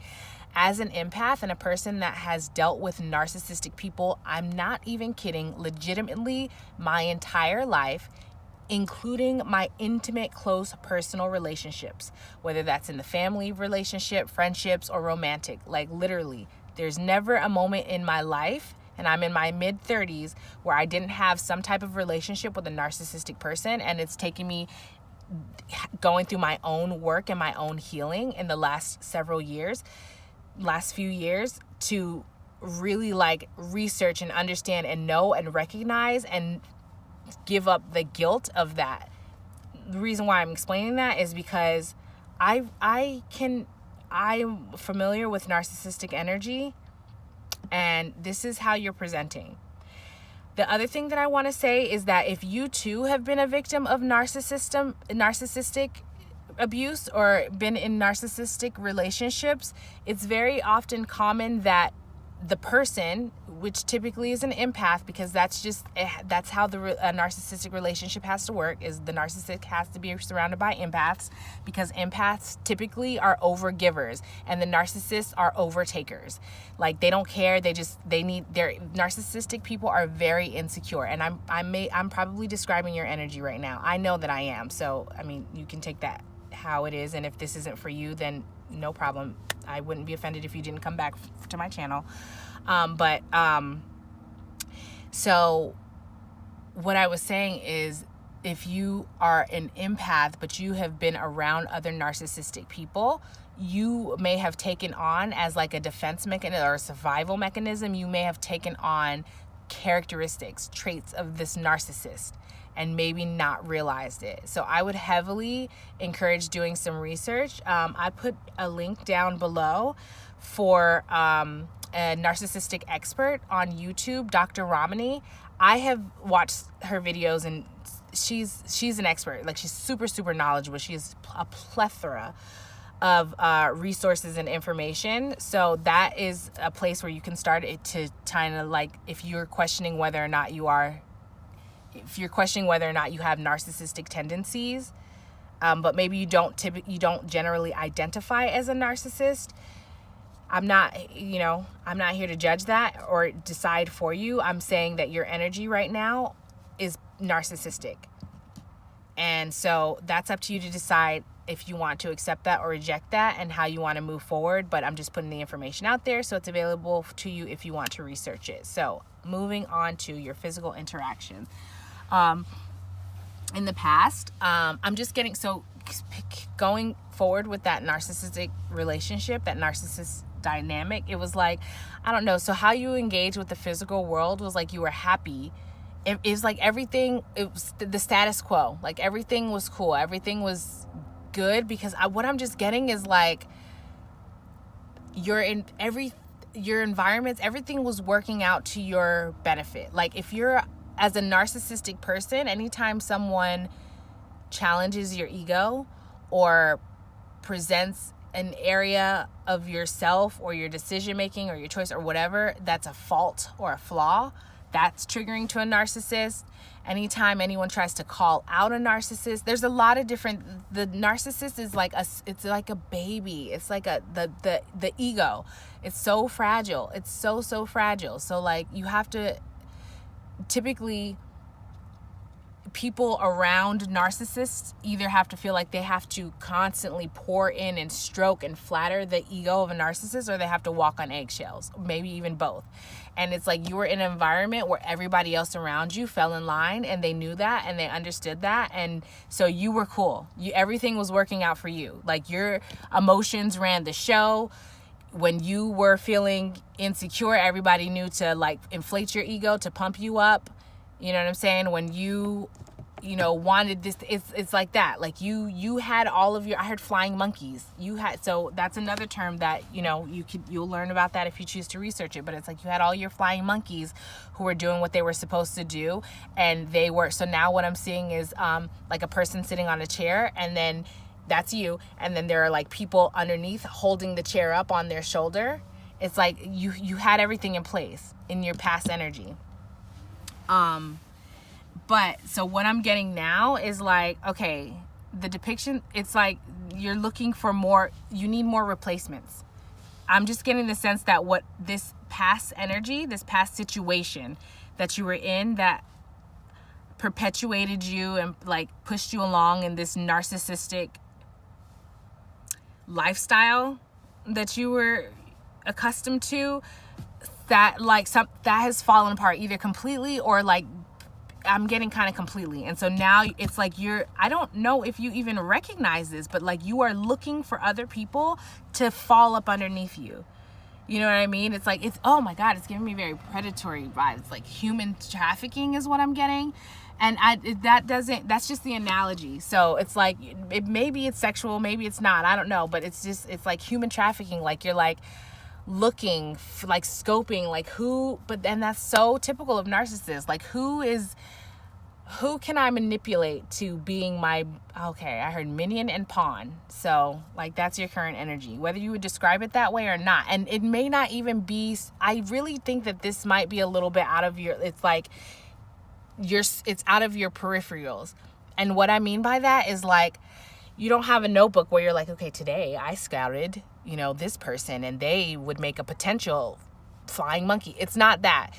It's like, let me be this tyrant that I am and see who cowers and falls in line. And then that person, I know, like, that's who I'm going to attach myself to. And I'm just getting that you have, the thing is, like, I'm getting that you have built, like, you're starting to build a new army, and those people don't even know. And that's sad.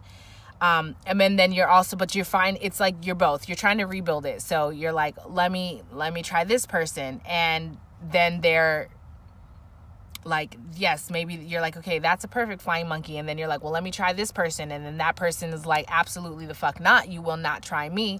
And then like that triggers you huff and puff and you try, but you realize that that's a person that you can't manipulate. So you're like, let me move on. Let me find a weaker person because, and by weaker person, I mean a person weaker than you, because let's be clear, as a narcissistic person, that means that you are allowing your insecurities to propel you forward in your journey, which means that you are essentially weak, you're weak. You don't have a strength within your own. Okay, so I'm seeing root chakra. Yeah, it's like you don't have this, your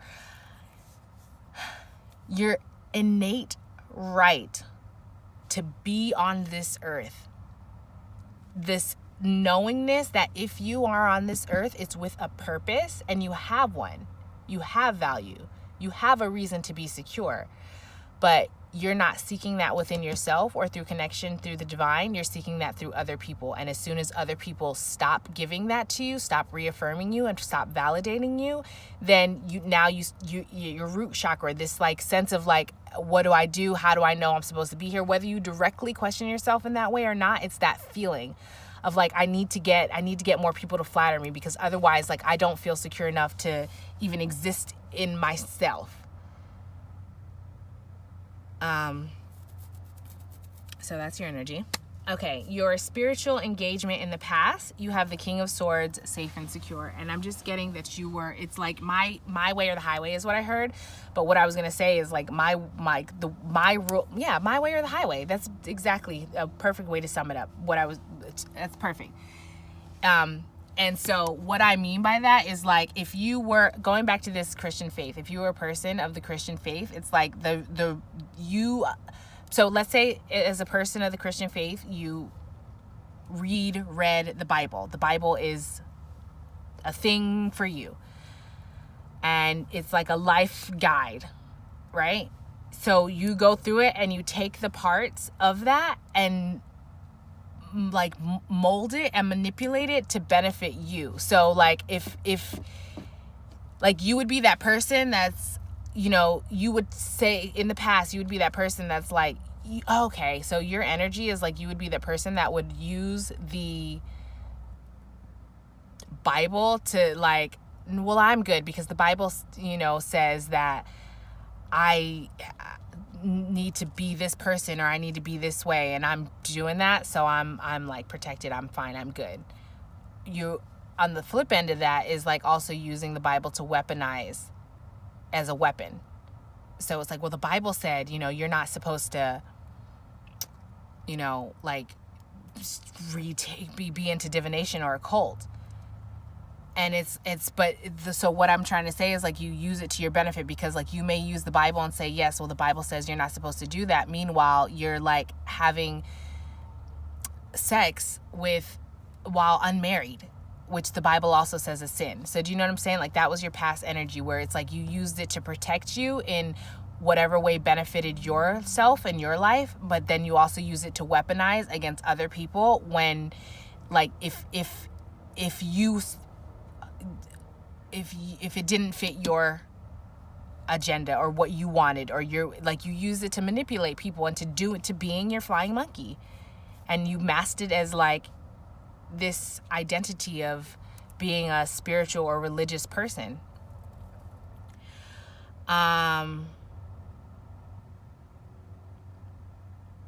How you are currently, oh man, how you're currently interacting with spirituality it's like, it's not any better. And I feel like you're, I heard moving through, like you're just moving through. Okay. I'm just getting a vision, and I'm just trying to depict that. It's like something about, okay, I think that there was a recognition in how you were doing. Oh, okay, no, there wasn't a recognition, because whether you could articulate this, it's like you knew what you were doing. You knew what you were doing deep down in it. But now it got to a point, if you haven't noticed, like, a lot of these structures, these worldly structures that were built, government, politics, religion, all of these things that were built by man, that foundation was built on corruptness, right? And so now it's getting called out, and that's absolutely it's meant to be. There's no accident in that. And so now that it's getting called out, and it's getting called out so frequently on such a public platform across all social media, it's like the topic of discussion. You can't go somewhere for too long and not hear. Do you know what I mean? It doesn't matter.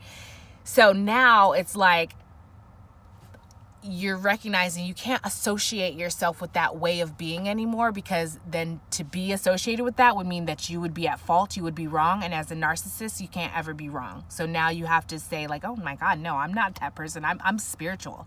You know what I mean? Like, I'm a spiritual person. I'm not this, or it's like you're going with what's trendy. You know what I'm saying? Like, I am a spiritual person. I understand what that means. I have participated. I engage on a spiritual level, not religious. And you are taking on the label of being spiritual, but you're still operating in the same way. So it's okay. So I heard a wolf in sheep's clothing, and I saw, the way that spirit gives me visions is basically like, maybe this means something to you. So maybe this is something on Netflix. There's this show. It's called, I think it's called like Kippo and the Beasts, or Kippo and something. Anyways, there's this character who was like raised by wolves, but it's a human being. And so to assimilate, she put on like a wolf coat, and she wore that around all the time. So as she's like adapted to wolf tendencies, like in the dark and sneaking and stealth and whatever, like she has this wolf thing. So if she's moving fast and you kind of glance and you don't see, you might mistake it as a wolf. Like, that's what I'm seeing for how you're operating. So that's not necessarily a wolf in sheep's clothing, but do you get what I'm saying? It's like it's that analogy. Like, you're masking, you're labeling yourself, you're calling yourself spiritual. And, but the reality is you're not grounded in that. You're not an active participant in that. What if I were to come to you and ask you, what does that mean to you? What does it mean to be a spiritual being? Would you be able to even like articulate that? Can you tell me anything about energy and what that means and how that relates to spirituality? Do you know what I'm saying? Like, do you know anything about the chakra systems? Like, what type of spiritual engagement do you have? And it's like, you don't. And you're actually really very judgmental. Like, you're not grounded in this, and you're actually really judgmental of spiritual people. And I'm also getting, like, it's pulling me back to this jealousy. Like, when you see people that embody this, in a way, like when you see people that embody spirituality genuinely, it's like this jealousy thing. And then it takes me back to this, like, well, now you're active, it's driven to be that, because I see that this spiritual person is so accepted and so liked, so now I'm going to be spiritual. But you're not understanding that it's not even the spiritual element, it's the authenticity. you, my darling, are not being authentic. So even if you do mask this spirituality, you're not going to get the like or the attention or the praise or the whatever it is that you're after, that this other authentic spiritual being is getting, because you are not being authentic. No matter what that authentic looks like. Authentic is relatable. So even if you're authentic right now, is like, I don't know who the fuck I am, and I feel so goddamn insecure, and I'm lashing out on everybody, and I'm afraid I might be narcissistic or have narcissistic tendencies that I've adapted to cope from my narcissistic relationships that I was into, and I just don't want to look at that side of myself because I don't want to accept that flaw in me. If that's your truth, that is relatable. But you're not saying that. You're like, no, I'm so spiritual. Everything's so great. But you're like, it's like, you don't want to sit in that topic too long, because what can to sit down and have a legit spiritual conversation, it's like, how long can you really contribute? Like, what can you contribute? Not a religious conversation, a spiritual conversation. What would you be able to contribute to that? And this is not me judging you. This is me delivering messages for spirit. So, okay, so for the swan, this is the overall energy. It's like, what was the intention of this card? This was like the energy, like what you were meant to embrace and integrate within yourself. And one of the first thing that I'm getting is, like, first of all, recognizing that everybody is a mirror to us. Everybody is a mirror. And what that means is that whatever you see however your interactions go, that is a reflection of yourself.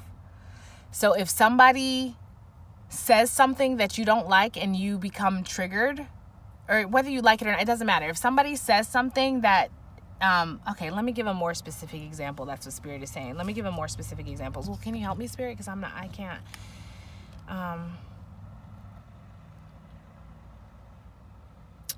So Spirit said, like, everybody shows you, this pile particularly, like, everybody right now where you are, everybody is showing you what you don't like about yourself.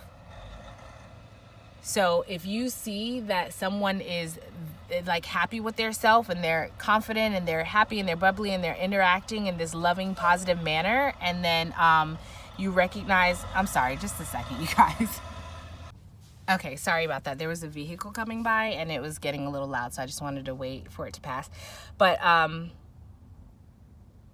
so the example, what I was saying is, like, if you recognize that someone is like playful and, you know, just having fun and connected with their, like, let's say their inner child, and that you find that irritating for whatever reason, that's a reflection, a mirror to show you that you are disconnected from your own inner child.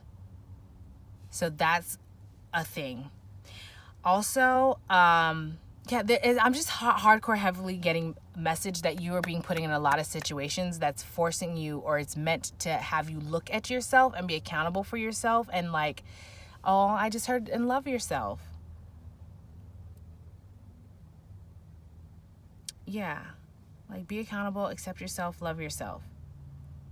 You don't have, I'm just getting, it's like, you don't have to be perfect. You don't have to be perfect. Whoever, like, you don't have to be perfect.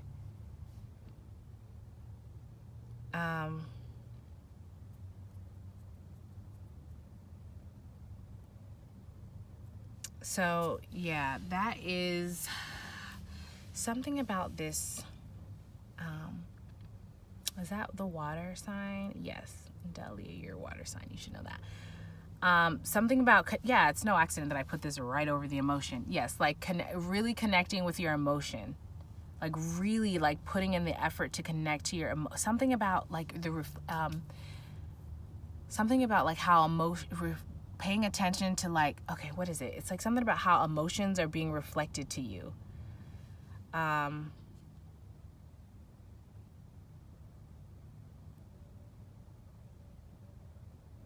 It's taking me back to like how this, I mean, like, you don't care. Like, you don't care about how anybody else feels.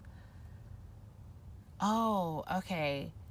So there's like an element, okay, because you don't care about how you feel. Because that's right. Because in the past, remember, it's like I have to be this strong person. The reflection, you're expecting everybody else to be that way. You're expecting everybody else to not express emotions, and it's like, or I don't know, you're not. So,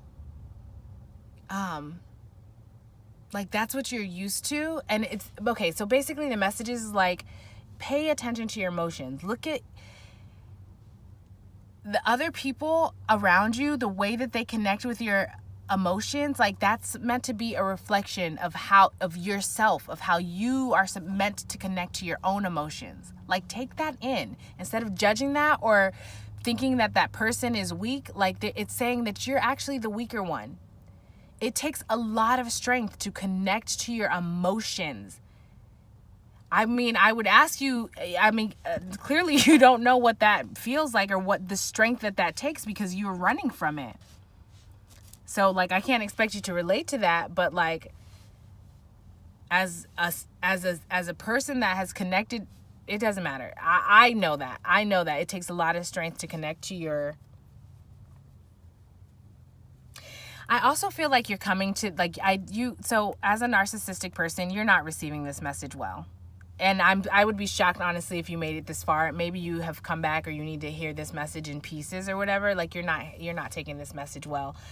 And your energy is now trying to challenge my energy. And, like, on an energetic level, like, you might not be outright physically saying anything, but on an energetic level, you're becoming a little bit defensive. And respect, I understand a boundary, but also I'm gonna shut that down, because I will not have that on my channel. And I'm coming to you with respect, and that is also, Spirit is saying, that is also a reflection of you, that you are not able to look at this. That's the whole point. It's like, you're not able to look at yourself. Everybody that you interact with is a mirror to you, and they show you who you are. Like this video, for example, but you're too uncomfortable to look at it, and so you become reactionary, and then you want to challenge it. And for me, that's a hard pass. That's a no. I don't choose to engage in that. It's not productive. So, I'm going to wrap that up here for you, Pile 4. I just want to remind you about Dr. Romney's YouTube channel. I will have links listed below for your benefit. So if something here did resonate, if you like, I would like to invite you to like, comment, and subscribe. If you think that this might benefit anyone else, please feel free to share this message along. If you have come back from a previous video, I want to say thank you so much for coming back. And if this is your first time, I hope to see you again in a future video. But what I would like to say as a caveat to that is to please be clear of your intention when you come to my channel, because I'm clear about my intention. And if I receive the messaging from Spirit, it wouldn't even get that far. So I send you all the love and happy healing. Bye, Pile 4. Okay, so Pile 4, I just got another message from Spirit. I just wanted to say that I understand that message that I gave is, it might not be what you expected. I want to be clear that I have my boundaries in place, and I've worked that out with Spirit already. So the fact that this particular message was allowed to come through lets me know that at the core of who you are, you want to heal and be the best version of yourself. And what I'm getting is that journey of looking at yourself to decide what is the best, like just unpacking who you have become thus far in your journey and deciding what to keep and what to throw away is it's painful, it's difficult, and it takes accountability. And I understand that, and I respect that. Spirit is saying you want, at the core of who you are, you want to do that, but it's difficult. And so that's why this message is coming through from Spirit through me to this channel. If your energy it did not have that attention, and it's malicious, and you were coming here to be intentionally competitive and aggressive and just demonic and evil, that the message, that would be a no, and Spirit wouldn't even deliver that. So I want to be clear that as long as you continue to come to my channel with intention, pure, genuine intention of growth and healing, self-awareness, self-actualization, I'm happy to deliver these messages for you. So if ever you feel like you are in a space where you are not feeling the most secure and maybe your intentions are not the best, I'd like to just suggest that maybe you double check before coming to my channel, because you will not then find a message that you need that will benefit your highest good at that time, until you know what I mean, can refocus, realign, ground, center yourself, and then reapproach my channel. So I just wanted to put that out there, that I recognize that this is a painful and difficult thing, and kudos to you for trying. And I just want to encourage you to continue to try. I think that you can do it. I absolutely can. I absolutely do think that you can do it. Anyways, okay, so bye for real, pile 4. Thank you so much for coming to my channel, for coming to my page. See you next time.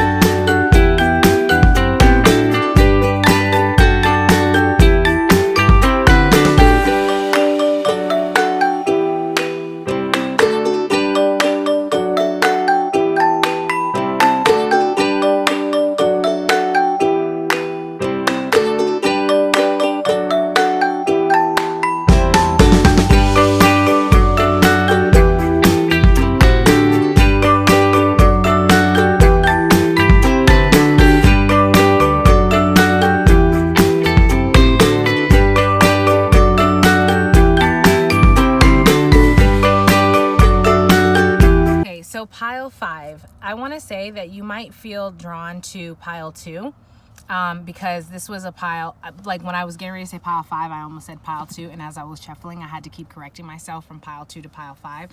So you might resonate with pile 2. If you'd like to check that message out, it's there for you. Also, I want to not be so aggressive. I know my energy sometimes can be like super in your face, like in a metaphorical way, just kind of like really out there. And so I want to, I don't know, just kind of like be cautious of that, because when I feel your energy, and then that also this message, like my energetic default response is to like approach it with like liveliness and, you know, this jovial, upbeat type of interaction. And that's how I started off feeling with yours. And then as it was going on, it started to feel a little like, I don't know, like heavy, or if maybe you might be feeling a little stressed, which would make sense because what I was getting before I was shuffling. So actually the very first image that I got, you might be a man. The very first image that I got was this, it was a cock ring. Listen, hear me out. Hear me out. So I've been to the nude beaches a couple times before, and that was a thing that I would see were cock rings. And so the overall message of this pile is that I think that you might have been practicing, or you are practicing semen retention, or celibacy. And so I'm just getting the sense, and I don't want to speak too soon, but I'm getting the sense that like so what I heard was, I've this feels to me like a process of mastering your lower nature. And I heard like, I've mastered my lower nature, so I command the floodgates to open, where you're like, all right, I've been through this, like legit, not just like passively saying it. It's like I've done this, I've mastered this, and now I'm like I'm ready to I'm ready to go. And like, I don't know, it's so genuine. I'm not laughing at you. Like, I feel that. Like, it's just like, you're like, all right, I mastered this, and now, but you're not, when the I'm ready to go isn't like it was in your past energy.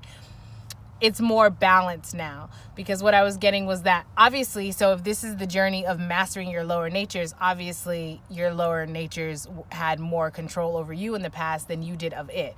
So in this journey of mastering it, it's like you've mastered it, and now you're ready to approach that again, but in a more balanced perspective where you are the master of your lower nature. Lower nature has to deal with like your lower chakra and the things that it relates to. So your root chakra, your sacral chakra, and your solar plexus chakra. Your root chakra has to do with like your stability and how you feel you fit into the world. Your sacral chakra has to do with your sexuality, connecting to senses, pleasure senses, creativity. Your solar plexus chakra has to do with your will, the way you assert yourself, your drive, specifically like how you go, your aggression, how you go about sex and conflict, and your confidence in that. And I'm just noticing like how much of those colors there are here, like that yellowish, that orangish, that reddish color. Those are the colors of the lower chakras. And so this is the journey of that. Also, at the base of your reading, you have the strength card in reverse. And so I actually saw this while I was shuffling in conjunction with the moon card, and immediately what I got from that was semen retention. So I really heavily think that you are a male. If you don't identify as that, that's okay. You just take the message as it resonates. So that's the bottom of the deck energy. Okay, so let's go ahead and get into, the other thing that I got, I really think that you're a male. The other thing that I got was like a virile of a man. And then like looking at this horse as well, it's like you're very virile. And so like, I don't know. And also, okay, I keep remembering like all the things. So also I got really hot. So that may be in like I also definitely felt a lot of passionate sexual energy. It kind of made me blush, I'm gonna be honest with you. And like, I was like, whew. let me calm down. So that, I feel like that's your energy, where you're like, you're ready to go, and you're like, whew. All right. Like, I'm the master of my lower natures. You know what I'm saying? It's like you have to talk to yourself like that, but also like you are a person, and you're like, listen, I know what I'm working with. I just get this energy that you're very confident in your ability to perform. You know what I mean? So take that how that is. But so I got hot, and as I was preparing, and that might be in like you may be a person that gets physically hot, but I was also getting like sexually hot. So you might be aroused right now, like talking about this or thinking about this. I was getting the sense that like at this point you're easily aroused because you have been practicing semen retention or celibacy, and you know, now you're like, it's built up, now you're ready for a release.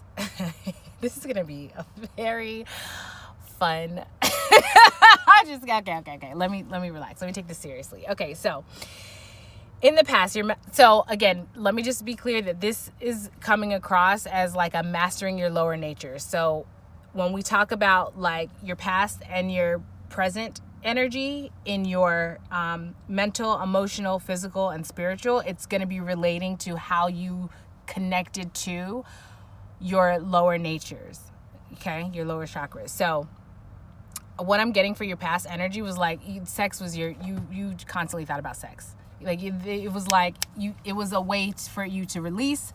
You were like, oh my God, I just saw the word and then I lost it. Like you were a dominant participant. Like you knew what you wanted. I've been getting like Playboy energy. You had options. Like you were just, it was a matter of fact thing. Like if you wanted to have sex, you would have sex, and there was no thought, and it was just like you had options, you know what I mean? So if you called up option 1 and the option number 1 wasn't available, then you're moving on to number 2, you know? And that's kind of like your mentality, like going, it was just like, I'm going after it, and I know that I want that, and that's what I'm going to get. So I'm going to get it, and I have my options, and it doesn't really matter. Like, I'm not going to be easily hindered by a no, because you're not, it's like it was strictly sex. You weren't driven by like getting to know someone, or like romancing. It wasn't that. It was like, it was more of like a release. I'm getting that it was like kind of like a stress relief. So it was like on stressful days, especially, you know what I mean? Or whatever the situation is, if you were dealing with a stressful scenario in life, it's like that was your outlet, was sex, and you were like, you aggressively pursued it because that was your outlet, you know what I'm saying? And you needed a balance, you needed an outlet to balance out this stress, otherwise, you know, it would just be a lot. So that was your past energy. What I'm getting for current energy is so hold on a second. There's something about like calls or calling. I think that you had a lot of people that were like, you knew a lot of people wanted you. Like, you had people calling you. So you may not have even had to put a lot of effort into, like, it was just so easy for you. Like, you may not have even had to put in a lot of effort into like getting convincing someone or getting someone. It was like you constantly had people hitting you up, calling you, texting you, whatever. So it was just kind of like, let me just scroll through my text thread and see like who to stop right here. Okay, boom, that, like, you know what I mean? Like, let me see who I want to interact with or who I want to hook up with today. You know what I'm saying? It wasn't like it was really, I hope that I'm explaining that. It's like you had your options, and it's just a matter of just going and like picking which one, you know? You didn't have to do anything to like get those options to you. And it's like, that's your way of thinking. Like, you kind of knew that. And so you that's how, you know, you just were like aggressive about that. So currently what I'm getting as far as your mental energy is, I think that you like, you are giving more thought, obviously, to that, to your actions, to like why that was the way you pursued it, why you needed to use sex as a stress relief. It's like, instead of just approaching it in that way where it's like, I want it and I'm gonna get it and I'm gonna be aggressive about it and like I don't really care about the fallout, now there's like more thought, like more careful consideration. It's like you recognize that at the other end of that interaction is another human being that has feelings also. And so like, whereas before, like, I think that you were a smooth talker, like you were a charmer, you were a playboy, you would say all the things, you know what I'm saying? And it was like from a passionate perspective. You might have been like one to really like dirty talk. You might have liked to or still do, I don't know, but like in the past, like sex talk could be a thing for you. Foreplay, I heard, like sexting type, you know what I mean? Like, oh, well, this is what I'm gonna do when I get, like that type of thing. Like you know, like this is what I'm gonna do when I get with you, or when you come over, or when I whatever. Where now it's like it's more grounded and intentional. I'm getting like intimate. It's more like you're more interested in going in a more intimate route, whereas like anybody could have gotten that in the past. I'm not trying to make you sound, you know, like I'm not trying to make you sound like a terrible person, but it's like anybody could have gotten that charming conversation, that foreplay, that type of talk, that sexting, that like, this is what I'm gonna do. And you know what I mean? It was just like whoever was up next on the roster, like, I'm gonna play this tape, and that's gonna get them in the position that I need them to be, so that I can get this release, and that's that. Whereas now it's if like your mental, the way that you're mentally approaching it is like there's more of an interest. It's more intentional and like intimacy. It's like you don't want to just talk anymore, you know what I'm saying? Or you don't want to just talk for the sake of, so you can so you can like get your rocks off. Now it's more, it's like, again, you're recognizing that at the other end of that there's a person, and so now you're like kind of thinking that through, and you're trying to be more like grounded and centered and more accountable for self in the way that you think about it, your lower natures. And this again is more than just, it's like it's all connected. So that's what I'm getting, is like your mental energy now is like you're understanding how the way that you approach sex is connected to like your sense of self, your sense of purpose, your sense of belonging, your sense of confidence, or lack thereof, your sense of whatever. It's like the way that you went after the way that you needed sex to pacify your situation, or to like as a like stress relief. You're understanding now like how that was connected, and now it's like you're adjusting that dynamic, that narrative that you had with yourself, or how you interact with your thoughts, you know what I mean, your way of going about it. So okay, so for your mental energy, sorry, not your mental energy, your emotional engagement. In the past energy, you had Ace of Wands and inferiority complex. And that's what I'm getting, is like so going back to this mental energy, it's that feeling of like, I don't even need to do anything. I don't need to go to anyone and call them up. I don't need to put in the effort to get someone to come to me, like because I'm the shit, I'm the bomb, like I got that good D, and they're going to come to me.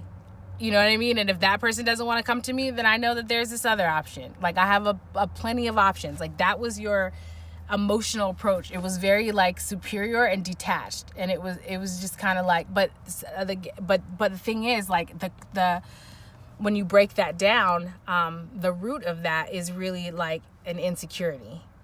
And so your past energy was basically you were moving from an insecure place, and your way of feeling secure or confident is by approaching it with this demeanor of, they can come to me.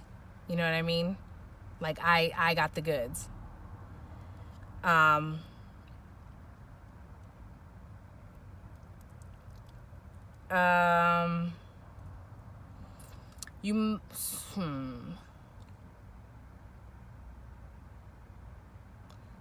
So something is coming through about I don't know what I can say or not say, and so I feel like I'm just gonna say whatever I want to say until someone tells me I can't say it, and then I'll decide whether or not I want to say fuck it, or be like, all right, I respect that. So I'm just gonna say it. But anyways, you might be a person that is that's into anal sex or anal play of some kind. And so what I'm getting is like there's an element in your past energy that was like the cause of an insecurity, or that was not the insecurity, but it's like okay. So what I'm getting is it's like you weren't super secure in the fact that was a thing that you're into, that you liked, or whatever, however that makes sense to you. Like you liked it, but you weren't secure. I'm getting like a maybe of like how anybody else might react to that. And so there's an element of that like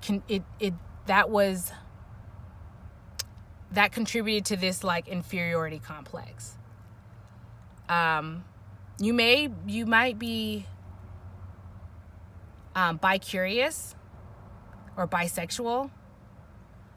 And so there's an element of that's like society says that that's not okay, or whoever says that that's not okay. And so like bringing that up or approaching that, and it's like it was an inferior, it made you feel inferior because you're not sure how a person might judge you, the fact that you were into that. So when it comes to like, so that drove your emotions in the way that you interacted sexually. And if you felt like that, that you were being challenged in that way, or that someone was judging you, or like that you were like discovered, or whatever the situation is as it applies, like if you didn't feel sure that one, that the person didn't know if you didn't want them to know, or two, that the person was not judging you if they did know and that they actually liked it and wanted to participate with you. If you didn't feel that confidence, that comfort, that security, then it's like I need to assert my dominance, and I need to, like, okay, I heard you need to put that person in their place. You know what I mean? Like, let them know who's boss, because that was an insecurity of yours in the past. Okay, so for your current energy, I'm getting like, okay, I'm just getting that it's like you've accepted that about yourself, which kudos to you. And I'm actually getting like a curious energy. You have healthy libido, which is amazing. And you have the Lovers, which is the card of choices. And it's like, you understand that you have choices.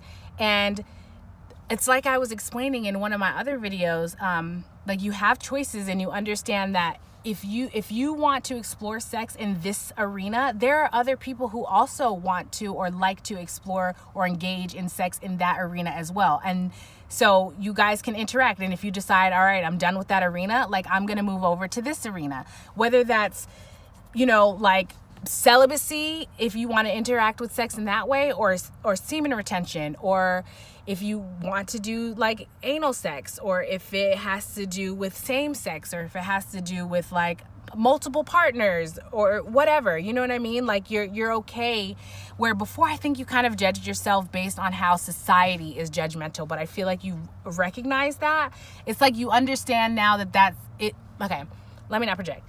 So what I'm sensing, what I'm getting is that whatever that process was for you, you recognize, and you are at a point where you now can accept yourself, and you're like more comfortable navigating and kind of like finding and understanding. It's like, I think that there may be a person, or like a person that that has like made you feel that you can be completely yourself, and that you're, and it's okay to do that, and that they would even like be a participant. And this may be like someone that you're sexually attracted to, that you're sexually interested in.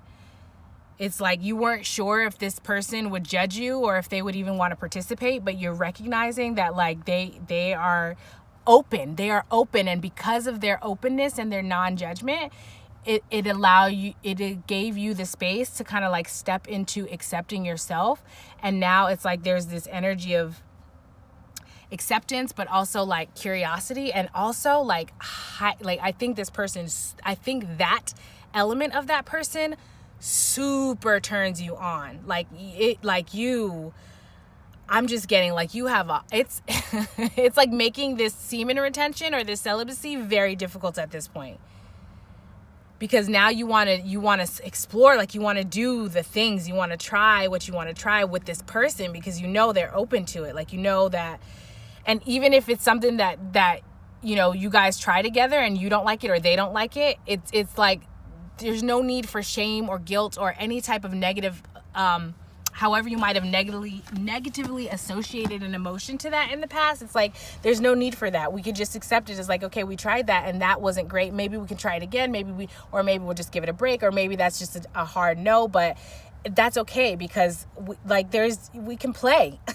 You know what I mean? Like, we have choices. We have things to do, and it's like this is not, I don't know, the way that you're just interacting with sex on an emotional level with yourself, and also with others, but I'm getting especially with yourself, it's healthier, and it's more accepting, and it's like more exploratory. Is that the word? It's more exploratory. And like, that's cool. Like, I think you really love that, because in the past that there wasn't a space to explore. There wasn't a space to figure out what you do like, you know what I mean? And what is like, what is okay for you. Like, so basically what you do like, you know what I mean? And it's like, you didn't really have the, I want to say like partner or partners, the opportunity, the environment, to like, to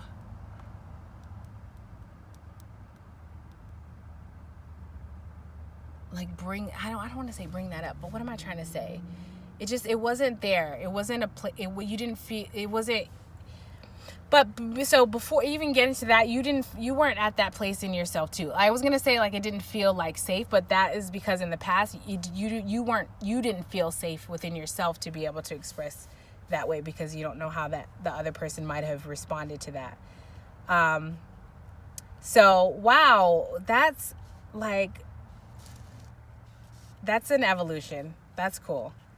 That's definitely growth and progress. Okay, so physical interaction. In the past, I'm just getting like you might have been a person that participated in a lot of like missionary sex, or it was like the same two positions, like missionary and doggy style. There was no creativity. Like you wanted to, but you didn't maybe have the confidence to. And I'm noticing like how much more yellow, how much more of the lower chakra colors. It's like you have the yellow here, but it's like, I don't know. I'm just noticing like you have more, you're in a much more like confident space within yourself. I think even in your nude body, I think that you might have like been really critical of your body naked. And I think that you're coming into like,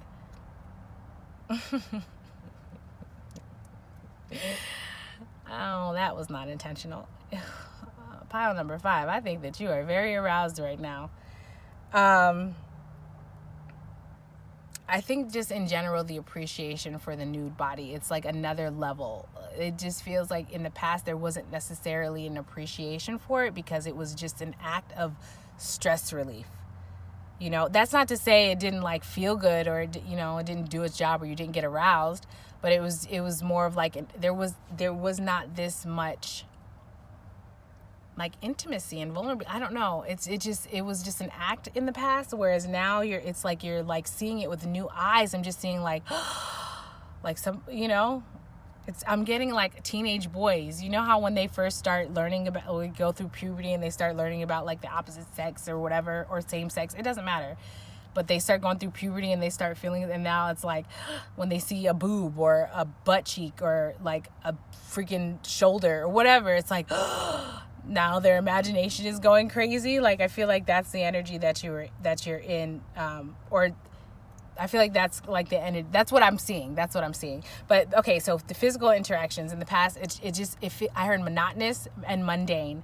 So it felt like very routine the way that you interacted in a physical level. Like there was no real like excitement, or it was just kind of like going through the motion. Literally going through the motion. All right, how you are interacting on a physical level now.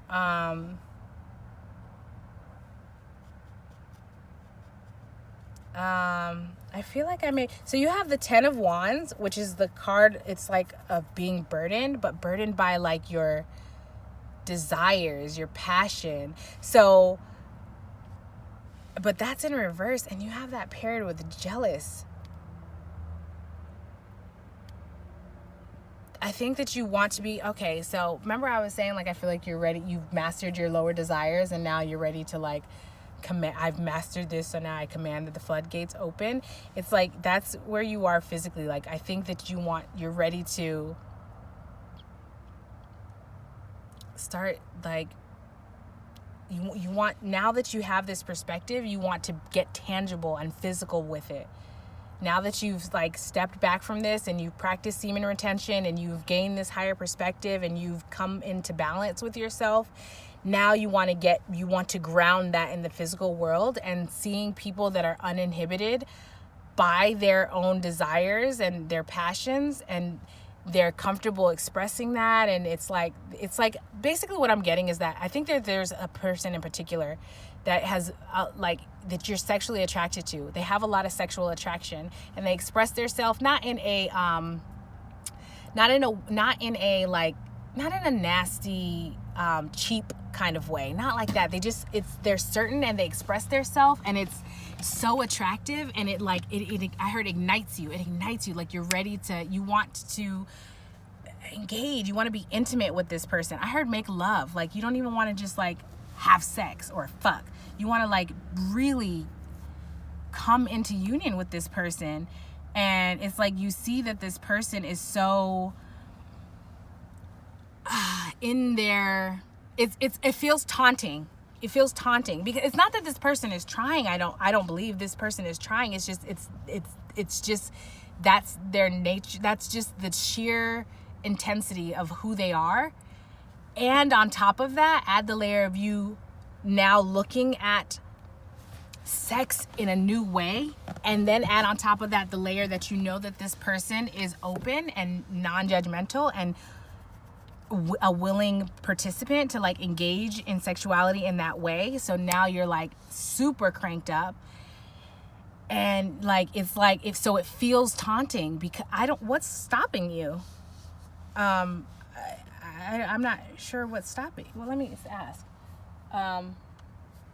Because it's like there's this jealousy that you keep, like you want to participate, you want to come into union with this person, but I don't know what's stopping you. Oops.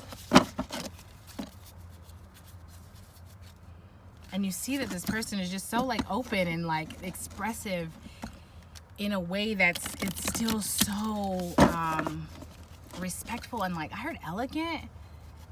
It's just it's sensual. It's like, it's not sensual. I mean, it is sensual, but like it's effortless. It's effortless. Like they're not trying. They're not like, oh, let me wear this really short shirt that shows my boobs and you can see my nipple, or like, let me wear it's not like that. It's not like that showy, flashy. It's just they just ooze. I heard they drip sex effortlessly. Huh. Okay, so whatever is keeping you from this person, I'm just getting that it's like it was fated. It was meant to be that way. But I'm also getting like, okay, because the Wheel of Fortune also talks about like, let me see. Well, I don't know. It doesn't, that I don't want to, that's not the point of the reading. But so, okay, whatever was keeping you was fated, and I don't know. I trust that you will work that out as you need to. All right. So as far as your spiritual engagement relating to this process, in the past, you had Seven of Pentacles and depressed, and it was like looking at the options that you had around you, and it was just like, ugh, like, is this all there is? Because again, like there was this curiosity that you were unable to explore because the people around you were not at, they didn't, maybe they were closed-minded, or they were not at that level, is what I want to say. They didn't have that sense of openness that you had, that sense of non-judgment that you had. And so it's just kind of like, ugh, like, is this it? Are these my options? Is this the only thing that's out there? Like, is this as good as it's going to get? Is this all that the universe can provide? Is there, you know what I'm saying? It's like, gosh, this is what I have to choose from? Like, this is all the universe can create. I thought this, like, you know, it's like, gosh, I thought this was the universe. Like, is this even... Like, these are my options for happiness. Not happiness, but like, you know what I'm saying? It's just kind of like, okay, well. I'm also getting that there was probably a point where you were looking at yourself and how you were engaging with your lower natures and other people, and like having to be accountable for your actions. That there's an element of that was kind of depressing.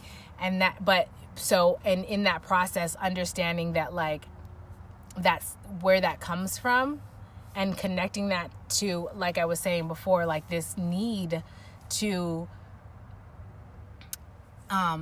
like this curiosity to explore, and in a sexual way, and it to like be okay, because what you're doing, the way that you're exploring, it's not malicious, it's not like inappropriate, you know what I'm saying? And it's like you still want to engage with consenting, age-appropriate individuals, like who, you know what I mean? So it's like you didn't have the avenue to be able to express that or release that, explore that. And so understanding that or what you thought that didn't exist, so because of the people that you surrounded yourself, because of the people you chose, let's be honest, it kind of like solidified this pattern that you had. And then when you step back and look, like there's an element of having to be accountable for that. And I think that probably, like, I heard, sent you into a tizzy. So that was probably a little bit difficult. So, okay, your current spiritual engagement, your current energy, you have the Six of Swords in reverse and can't speak out or self-express. What I'm getting from this is that it's new. And it's like you want to move on, but it's how? So, okay, what I'm getting is like, I'm hearing a song that I heard in another, I can't remember if it was another pile or another reading, honestly, but I'm hearing like, go tell it on the mountain.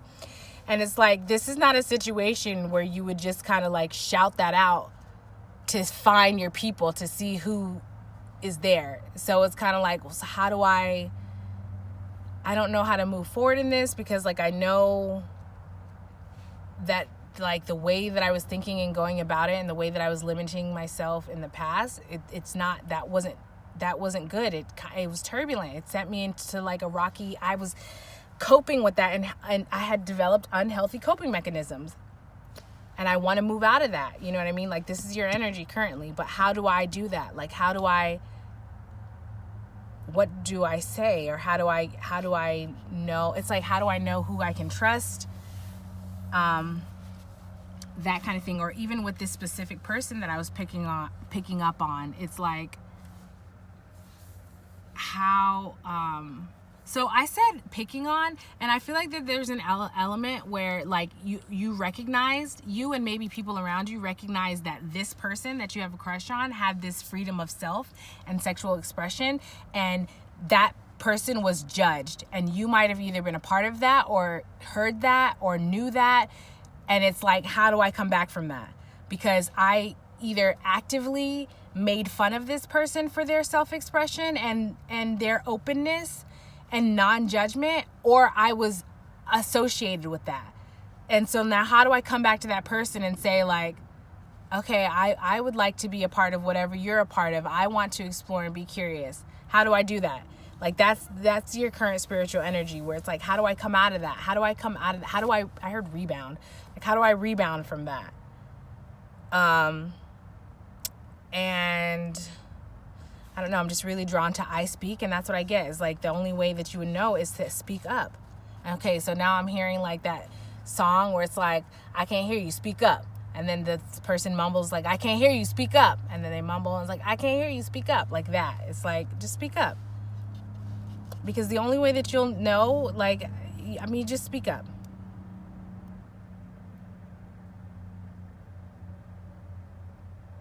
The only, like, I'm just not, like, the only person that's blocking, that's restricting your throat chakra is you. Like, it's you. This, I'm not, this other person that I'm picking up on, this other energy, they're not restricting your throat chakra. You know what I mean? Like, it's you. I don't know that, I'm not getting it. I'm just hardcore getting that you're holding yourself back.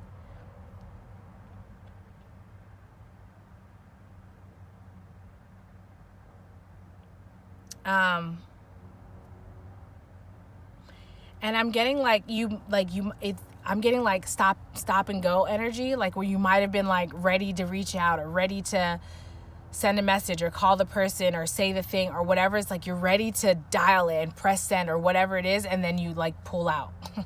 There's a lot of, if you go back through this and listen to some of the word choices unintentionally, there's a lot of sexual references, like coming in, pulling out. So I think that you are really drawn to this person, like in a sexual way. And I don't think that you feel shame about that. Like, I think that excites you, because it's like you see a kindred in this person, except that this person has, what I'm getting is like you see a kindred in this person, but this person has, like, they've exceeded your expectation is what I heard. That's not what I was trying to say, but okay. So Spirit said they've exceeded your expectation, I guess, about like how they relate to and connect to their own sexual self. Specifically relating to like their openness. And I think specifically their openness to anal sex, anal play. And that I'm just getting that really, like, I think that you are really attracted to this person's breasts. And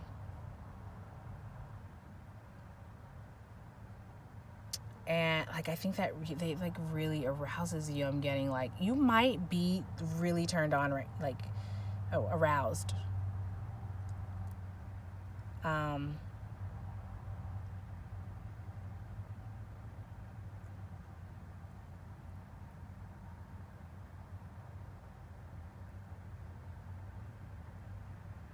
I don't know. I'm just getting like a lot of sexual fantasies, and I don't, I mean, I'm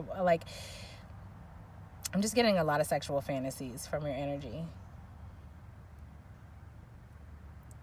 Sexual, like, you might actually even also be interested in like a threesome.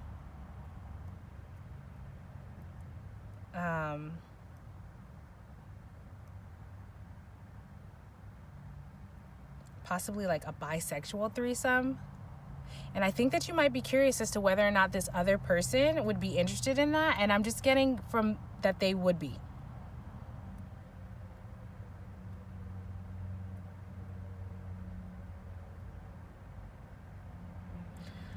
It's like, ooh.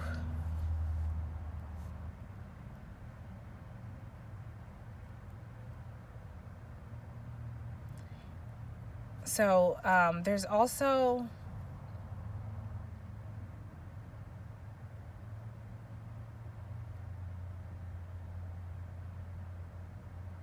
something like the mouth. You might really enjoy like your mouth on body parts, like kissing or like leaving hickeys, like sucking the breasts, sucking like meaty areas. And that other person enjoys that.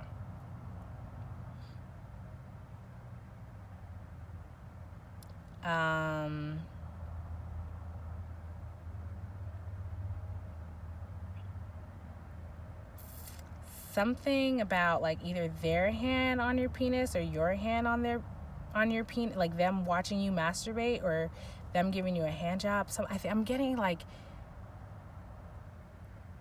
I think that it's something about that. Or you like, what is it?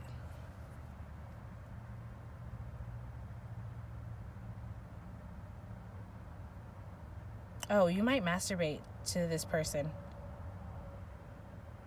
That's what I'm getting, is that like you masturbate, like maybe like to like actually physically seeing this person.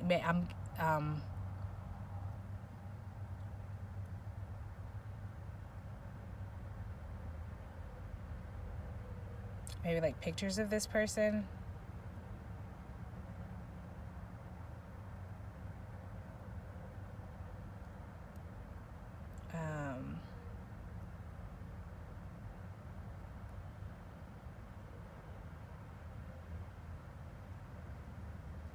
I'm just getting that this person really like ignites all of your pleasure senses, like all of them, like pleasure senses you didn't even like. It's like the simplest thing. You didn't even know that you can get so aroused and like ejaculate as quickly as you could just for like this simple, like by looking at like their knuckle, for example. You know what I mean?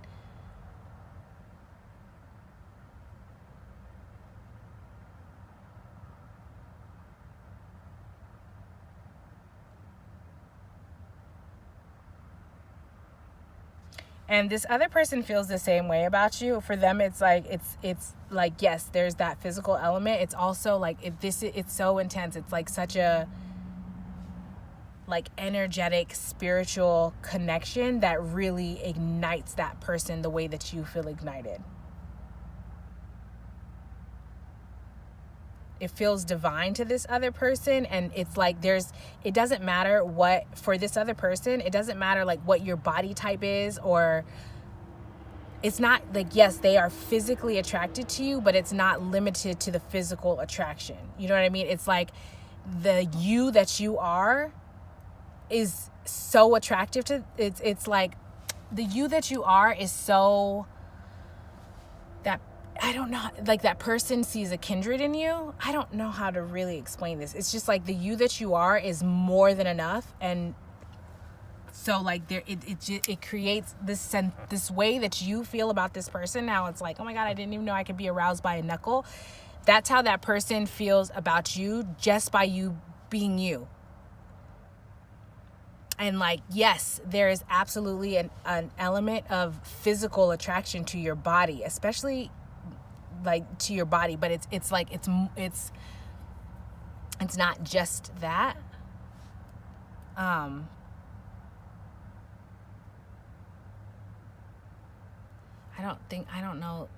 don't feel super confident that I explain that the way that, like, sometimes it's really hard to explain like the vision and the sensations, like the feelings, because I have all of the psychic abilities. So it's really hard to kind of like wrap that up in a cohesive expression of words. You know, those situations where you're like, oh gosh, if you haven't experienced it, you don't know. It's like, if you know, you know. If you haven't experienced it, there's no way to explain it. Like, words can't do it justice. This feels like one of those situations about how that person feels about you and what that does to them on a physical level. Like the way that so basically what I'm explaining is like, if you're curious whether or not this person feels this way about you, the way that you do towards them, the answer is yes.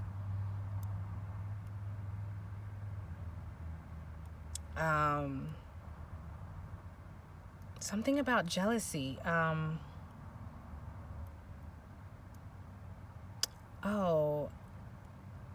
feel like, okay, so what I'm getting is like this other person, I think that they're an attractive person. They get attention. And I think that there's something about that makes you jealous. But you're holding yourself back. Why you're not expressing yourself to this person? So, okay, anyways, I'm going to leave that there though, because that was even further than I expected to take it, which is totally, see what I'm saying? Which is totally fine. I don't mind that at all. I actually rather enjoyed this reading. This was like spicy and fun. And, you know, when I go through so many readings of like healing and deep, intense work, like having something like this where I tap into like this very playful, like sexual, exciting energy, it's fun for me. So, with this horse, I've just, mostly what I was getting is that, like, again, this energy of, is virality a word? I don't know, this virile energy that was coming from you. And this again is like, for me, this is about, so the horses in tarot represent our desires, our lower natures. So when you see like royalty, knights, king, or whatever in the tarot deck, sitting on the horses, it's about mastering your lower nature, your lower desire. And that's just what I'm getting from this. And I'm getting that it was like very intuitive. Like this was very intuitive on your behalf. What am I trying to say? Like you didn't have to, like go to like a sex addict rehab thing. I don't know if that exists, but do you know what I'm saying? Like this, it's like paying attention to your journey and understanding, like recognize, that doesn't mean that there wasn't like a trigger point to get you to this, but I'm just getting that like your journey through this was kind of like intuitively led. And by intuitively led, I mean like, you know, the signs that the universe was bringing to you and that type of thing, like you were able to follow them, maybe with a little bit of, I don't know. So anyways, kudos to you, pile 5. That was great. Thank you so much for coming to my channel. I super appreciate you. I really loved reading your energy, and I absolutely love this journey for you. That is not an easy feat, and mastering your lower desires. And so, wow, congratulations. I want to say, like, let the floodgates open. Anyways, pile 5, this is all I have. If something here resonated, please like, comment, and subscribe. If you think that this video will be beneficial to anybody else, please feel free to share it. If you are returning from a previous video, thank you so much for coming back. And if this is your first time, I hope to see you in a future video. Bye for now.